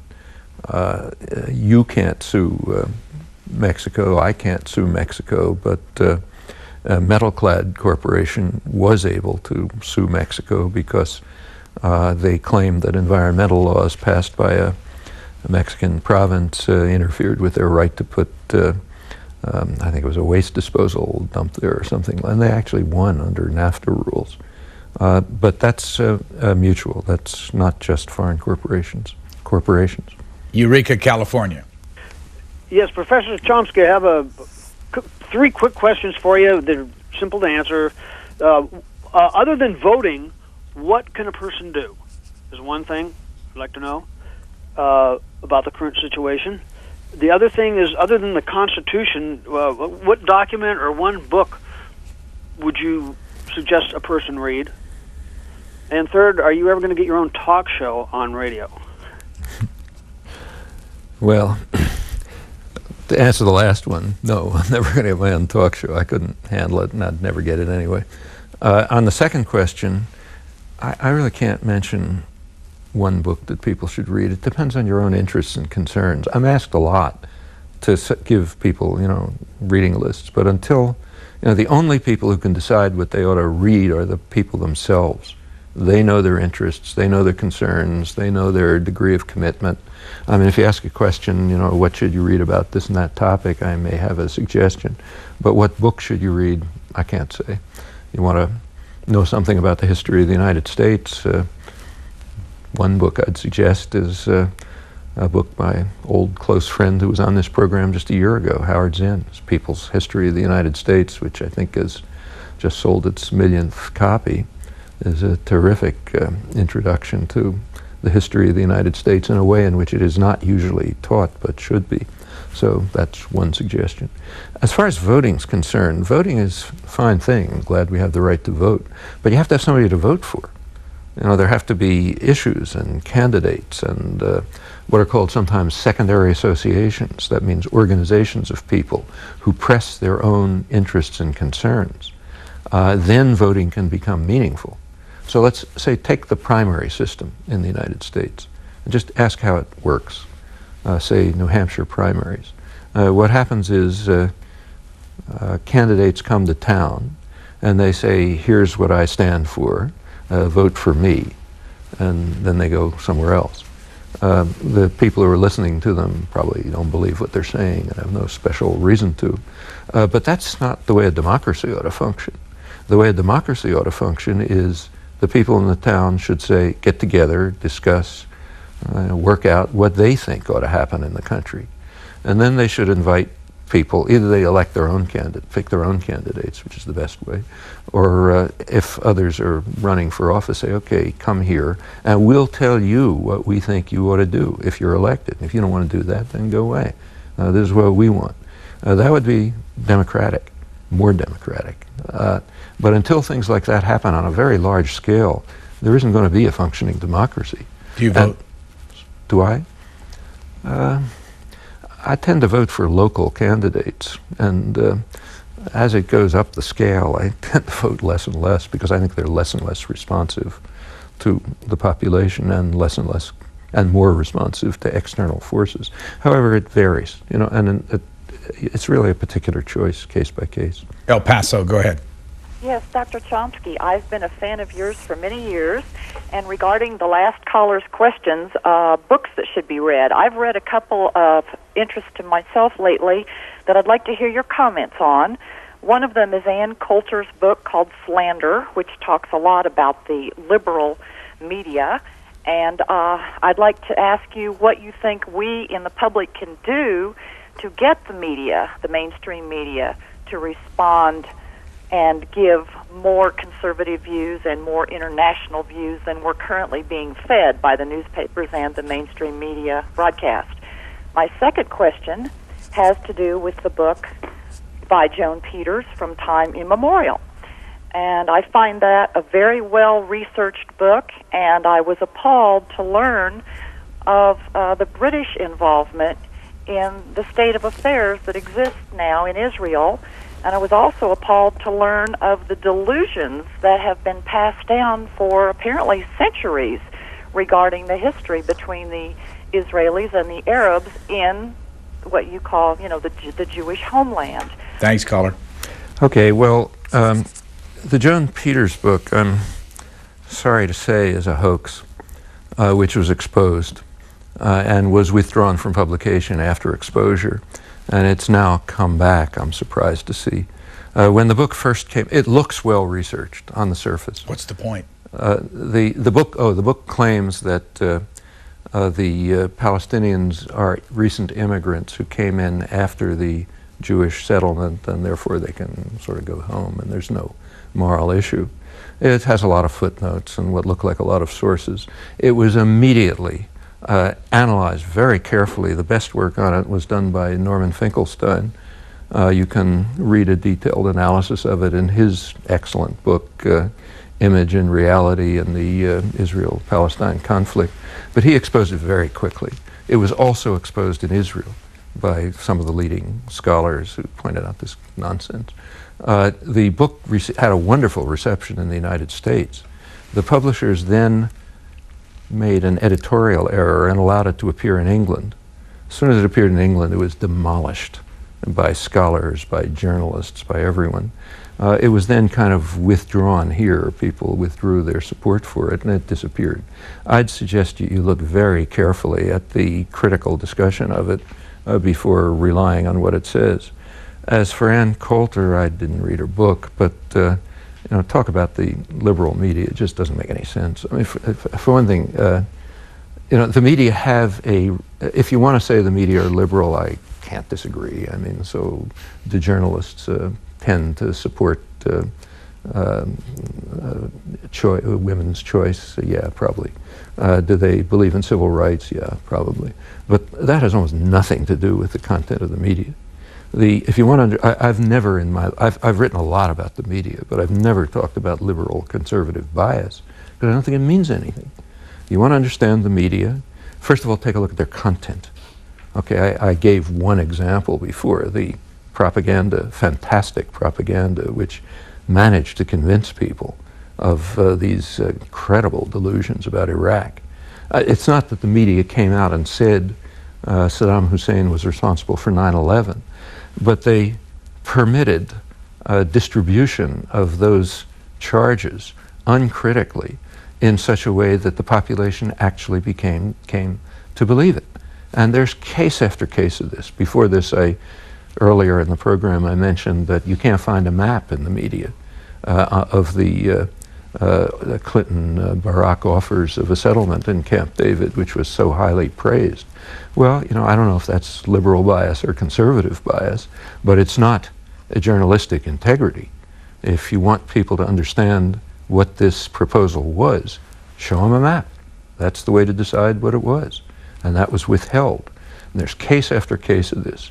I think there's enormous documentation of the fact, you can check it if you like, that the choice of topics, the shaping of information, the basic assumptions and so on fall within a fairly narrow spectrum, which tend to be highly supportive of state and corporate power. I don't think it's either liberal or conservative. It's just the way things work. Some of my favorite newspapers are called very conservative, like the news reporting in the Wall Street Journal is as good as any I know, maybe better, and it's supposed to be a conservative journal. But the question is, what is the media product? And then, if you want to understand it, you don't look at liberal and conservative, whatever they mean. You look at the institutional roots. What kind of institutions are the media? Well, it turns out they're major corporations tied in with even bigger ones. Their income comes from other businesses, namely advertisers. They're basically selling a product, namely audiences, to other businesses. And I think if you look, you find that the interests and concerns of the sellers and the buyers have a very powerful influence on the media product. That has to be demonstrated, not just asserted. But that's my opinion, and as I say, I and others have written a lot about it, but I don't think it has anything to do with liberal and conservative bias. About 30 minutes left with Noam Chomsky, Trumansburg, New York. Go ahead, please.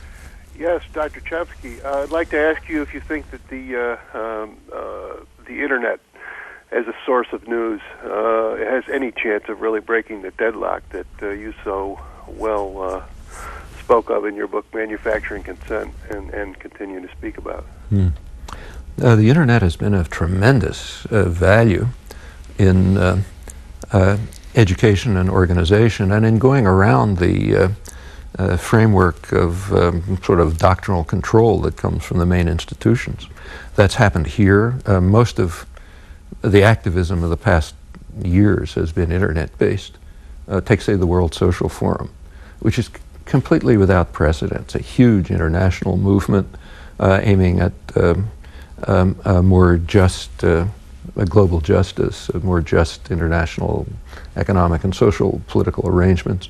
100,000 people showed up in Porto Alegre, Brazil last year, representing great numbers of people throughout the world, almost entirely through Internet interactions. You can't find anything about it in the main media. The opposition to the multilateral agreement on investments, which was strong enough and powerful enough to get the main states to back off from it, was Internet organized. Other countries have done even more. The overthrow of the Suharto dictatorship in Indonesia was substantially based on Internet communication among students and others. Not a lot of people had Internet access there, but enough so that they could get around the dictatorial controls and help create a popular movement which overthrew the dictator. In South Korea, there was just a remarkable demonstration of democracy through the Internet in their last election. South Korea happens to be a very wired-up country, I think probably more than any in the world per capita. And through the Internet, it was possible to develop what amounted to alternative media that broke the media monopoly, helped organize and bring people together in support of the candidate who actually won. South Korea can teach us some lessons in the way democracy should work. This was a real achievement, and it's something that is a model for others. On the other hand, we should also bear in mind that the Internet is it's got many facets. It's also a method of coercion and domination. It's also a source of a lot of fantasy. You can put up anything you like on the Internet. Good thing, but it has its negative aspects. You have to read what you find there with critical caution and skepticism. Falls Church, Virginia. Hi, my name's John from Falls Church. It's a real pleasure to talk to you, Brian and Mr. Chomsky. I've got 3 quick points that I'd like to comment on. One, is he familiar with the Bible code, and is there any truth to that? 2, comment on how the Republicans can take sayings like a rising tide lifts all boats and imply that tax cuts help the poor when if you really think about the analogy, you have rowboats that are owned by the yachts, and they're claiming that but when they get richer, that the rowboats are going to rise, and if the rowboats represent minimum wage, they've actually sunk. And the third is solution to Israel-Palestine, a state carved between Egypt and Israel from the Gaza Strip to the inlet on the other side, just equal amount of land from each side, from Israel and Egypt, buy out the land, and provide a Palestinian state. What do you think of that? Thank you. Well, on the Bible code, you know, you got to make your own judgment, but I don't put any credence in it. On the rising tide lifting all boats, that's really vulgar propaganda. I mean, it's exactly as you said. It's just the opposite. The tax cuts are targeted for the benefit of the rich overwhelmingly. The chances that it'll even stimulate the economy are very, if you want to stimulate the economy, you don't put money into the hands of the wealthiest part of the population. You put money into the hands of the poorer parts of the population who'll spend it. And that'll stimulate investment and so on. It's not a stimulus to the economy, it's a gift to the wealthy. And to call it the propaganda that's behind it is disgraceful. On Israel-Palestine, the idea of a one-to-one land swap does make sense, but if you take a look at the map, the proposal that you made isn't going to work. There's no way of making a land swap on the Egypt-Israel border that would mean anything. It wouldn't do any good for Gaza, and the main Palestinian population is in the West Bank. That's where they live. That's where they have a right to live, at least. You know, they have other claims which they've mostly abandoned, but at least the 22% of the mandatory Palestine that is in the West Bank should be effectively theirs, maybe with some land swaps along the border. But Israel did offer a little piece of the Negev, cutting it out, as a gesture in the Clinton-Barack offers, but that was meaningless. If you looked at where it was, it didn't mean a thing. Phoenix, go ahead, please. Yes, I really disagree with your comment about United States sanctioning or determining Israeli policy.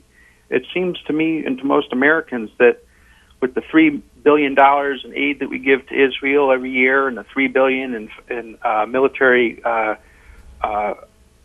dollars, and then now recently with $11 billion loan that taxpayers have agreed to, that Israel has basically got us by the short hairs.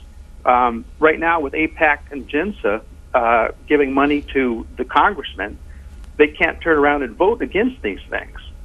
So you have all this money that's going to Israel.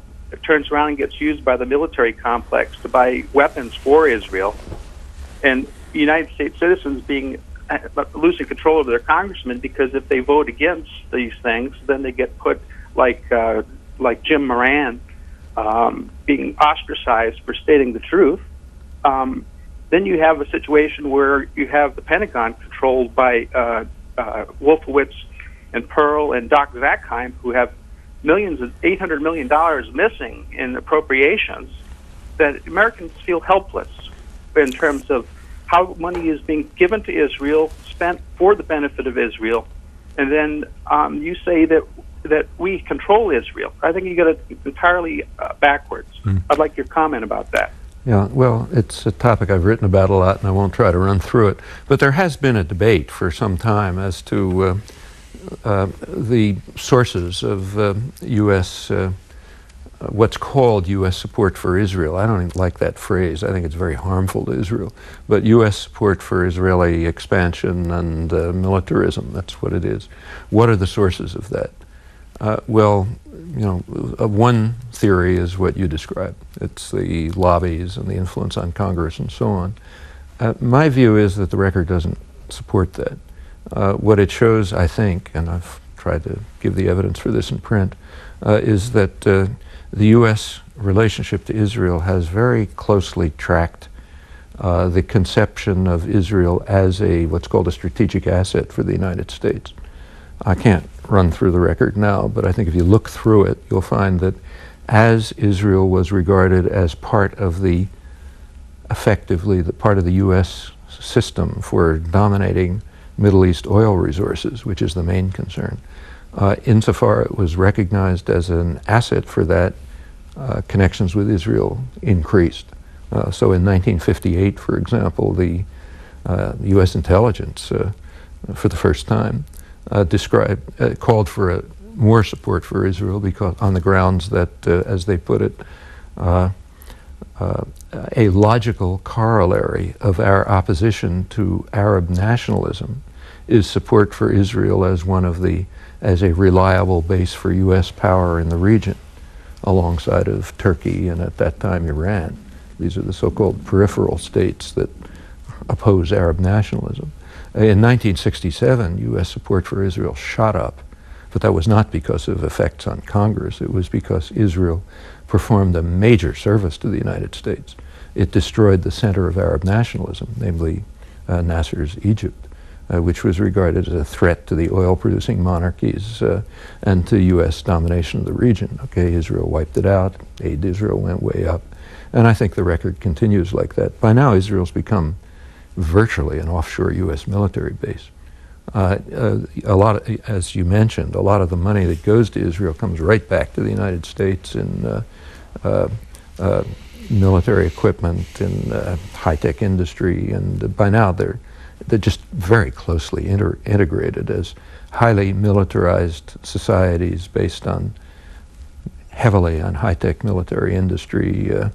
By now, Israel has military forces which, according to their own army, the IDF, the air and armored forces are larger and more advanced than those of any NATO power outside the United States, though it's a tiny country.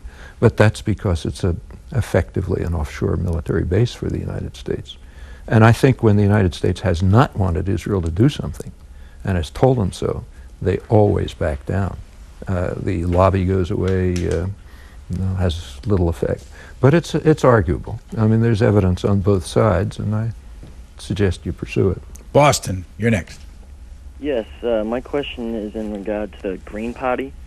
I understand Noam is a supporter. Would that be true? Or in general, in the 2000 election? Or?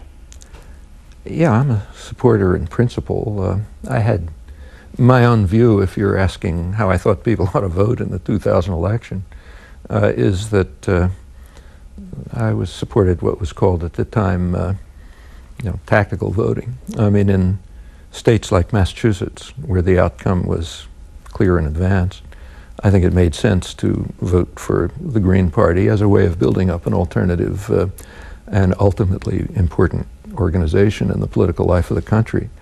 In states that, if I had been voting in Florida, I would have voted against Bush because I thought there was enough of a difference between the candidates to want it not to go to Bush and the Republicans. So it's a support, but yes, mixed. Barstow, California. You're on the air. Barstow, go ahead.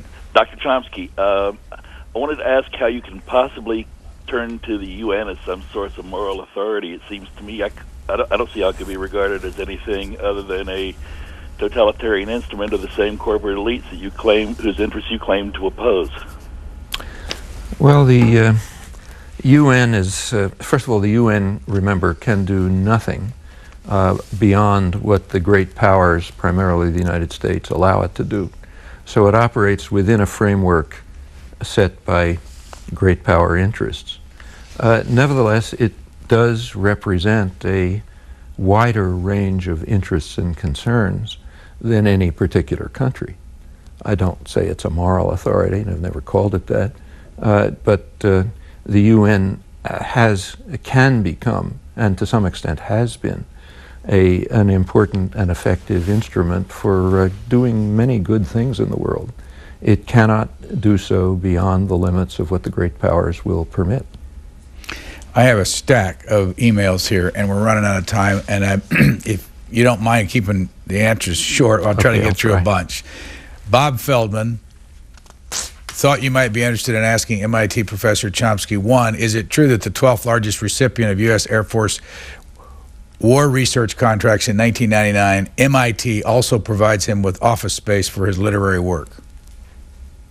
I don't know if it's the 12th largest, but it's certainly a big military contractor. So, for example, in the 1960s, when I was very active against the war and involved in direct resistance, facing jail, in jail, and so on, I was actually 100% funded by the Pentagon. In fact, MIT altogether, if I remember the figures, was about 90% Pentagon funded or something like that. And it's undoubtedly still a substantial, much less than that, but a substantial military contractor. Also, there's some bookkeeping questions.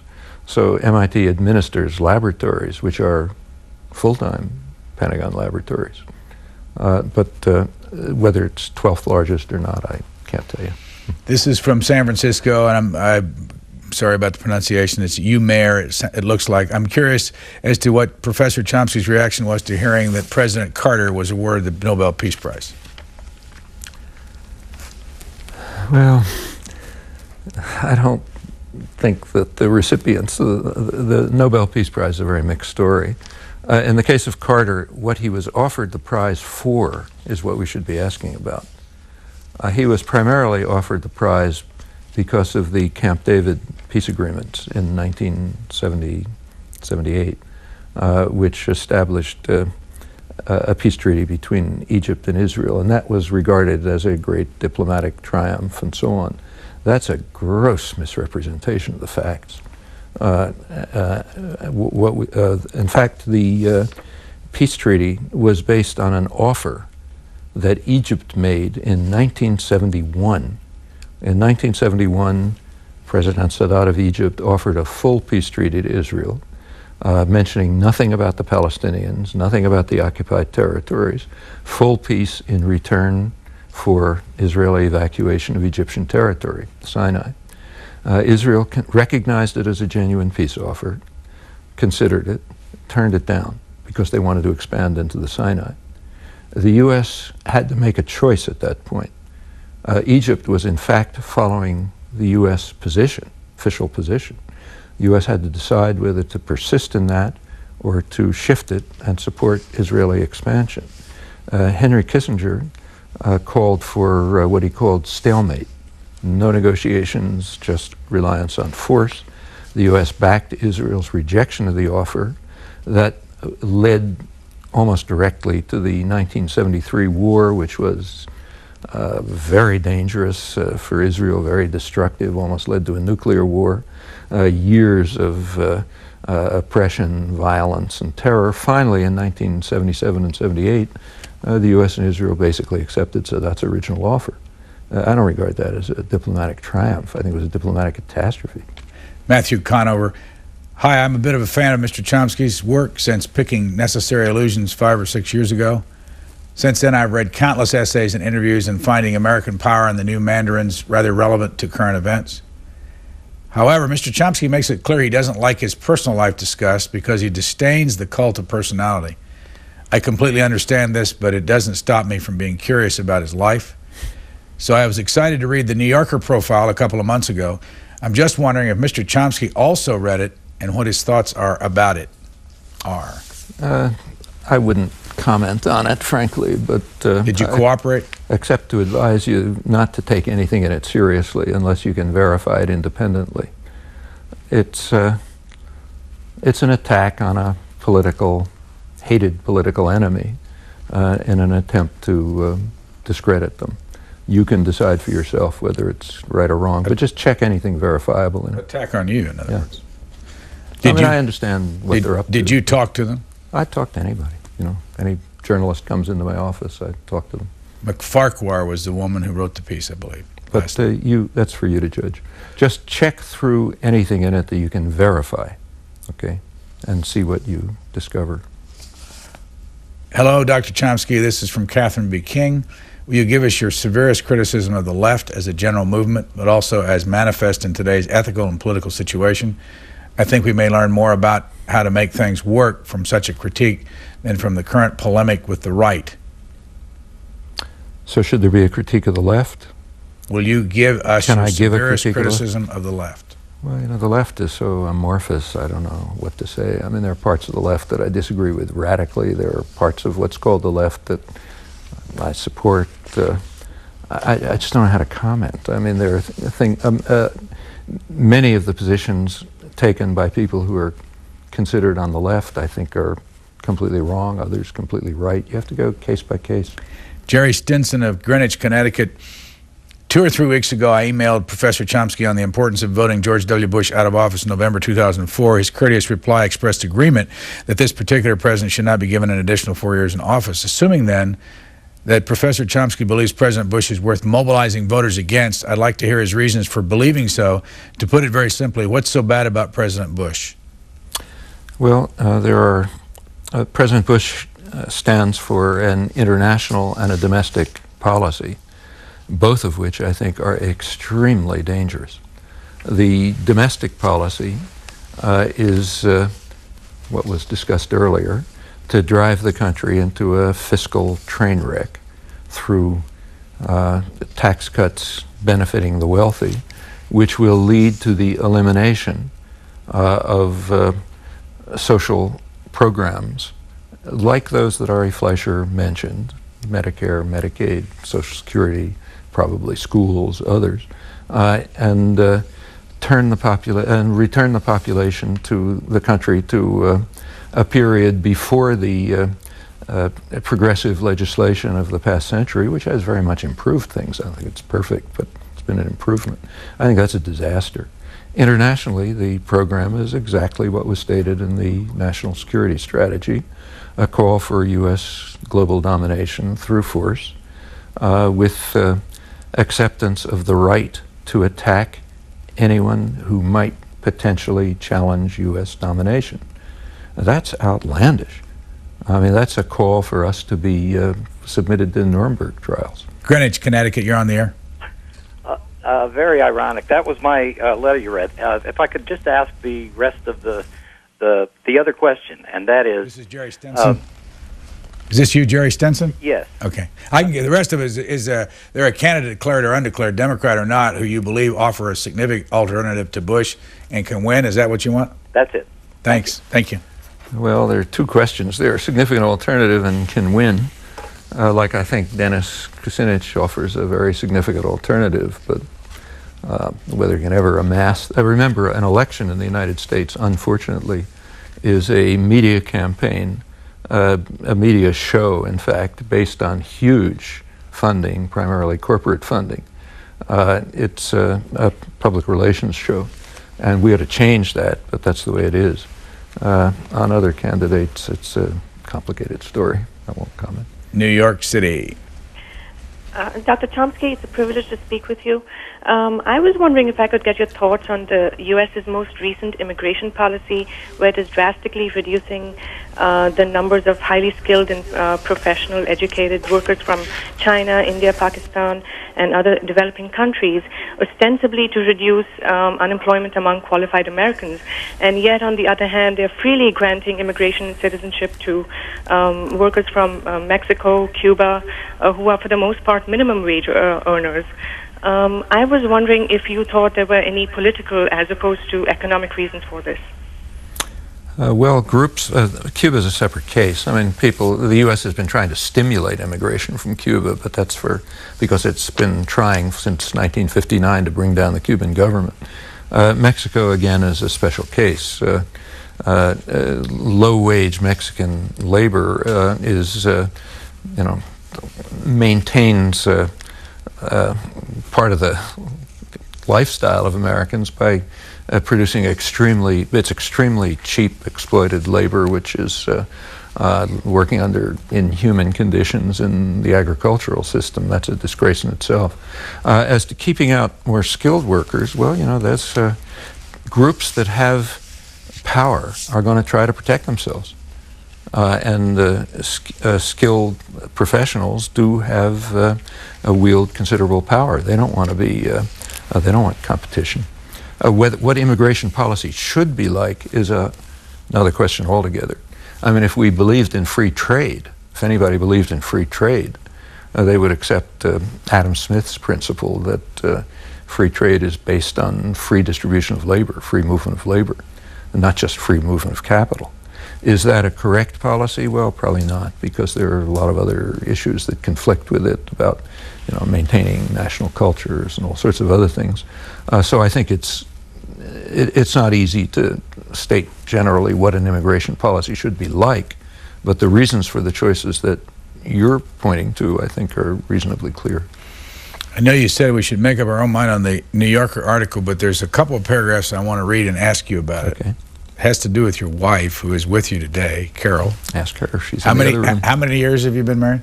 Since 1949.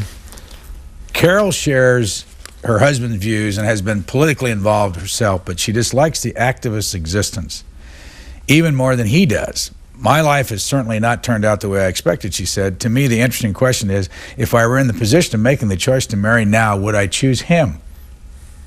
She went on. That's a funny question. Who knows? I mean, it's very different from what I expected, just in terms of the fame and notoriety and whatever you call it, the intrusion into public life, the ridiculous clutching at him, the noblesse oblige aspect. Sometimes he says, I just have to take that call. We've actually got it now so that the phone almost never rings, except when it rings at 3 a.m. from some party where kids are having an ecstasy rave or who knows what.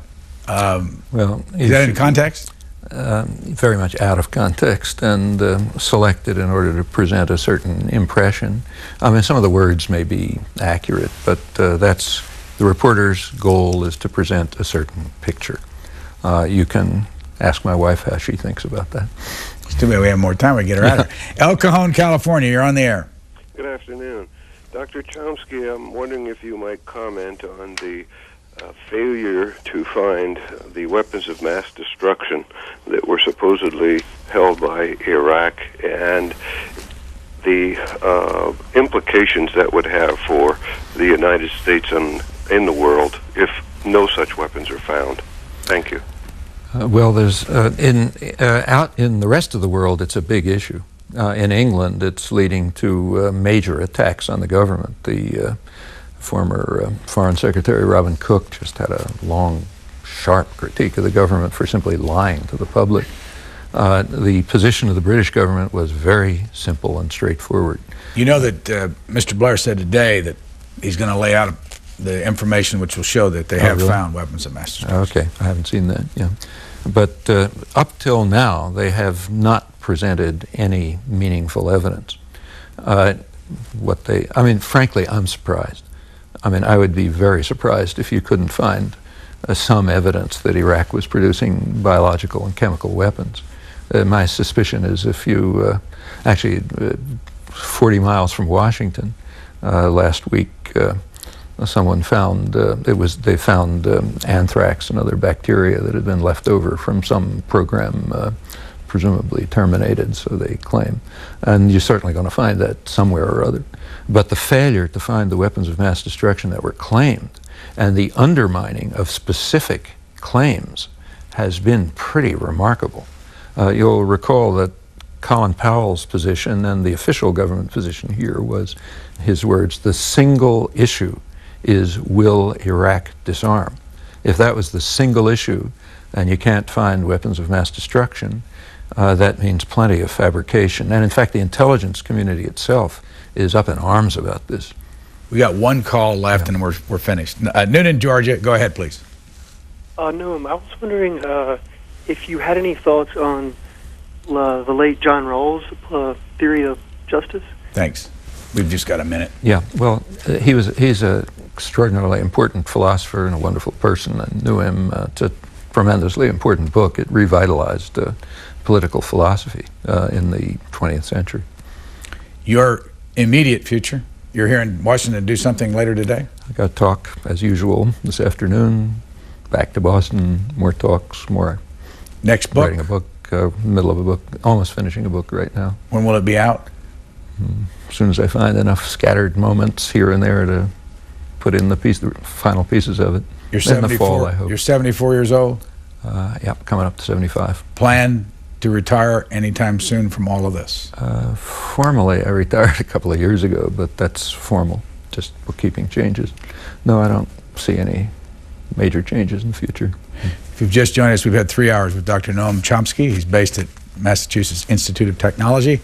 a native of Philadelphia, a graduate of University of Pennsylvania, 1949, got his MA there in 51 and his PhD in 55, and has published 98 books in his life. Thank you very much for joining us. Thank you. Thanks to our audience. Have a good day.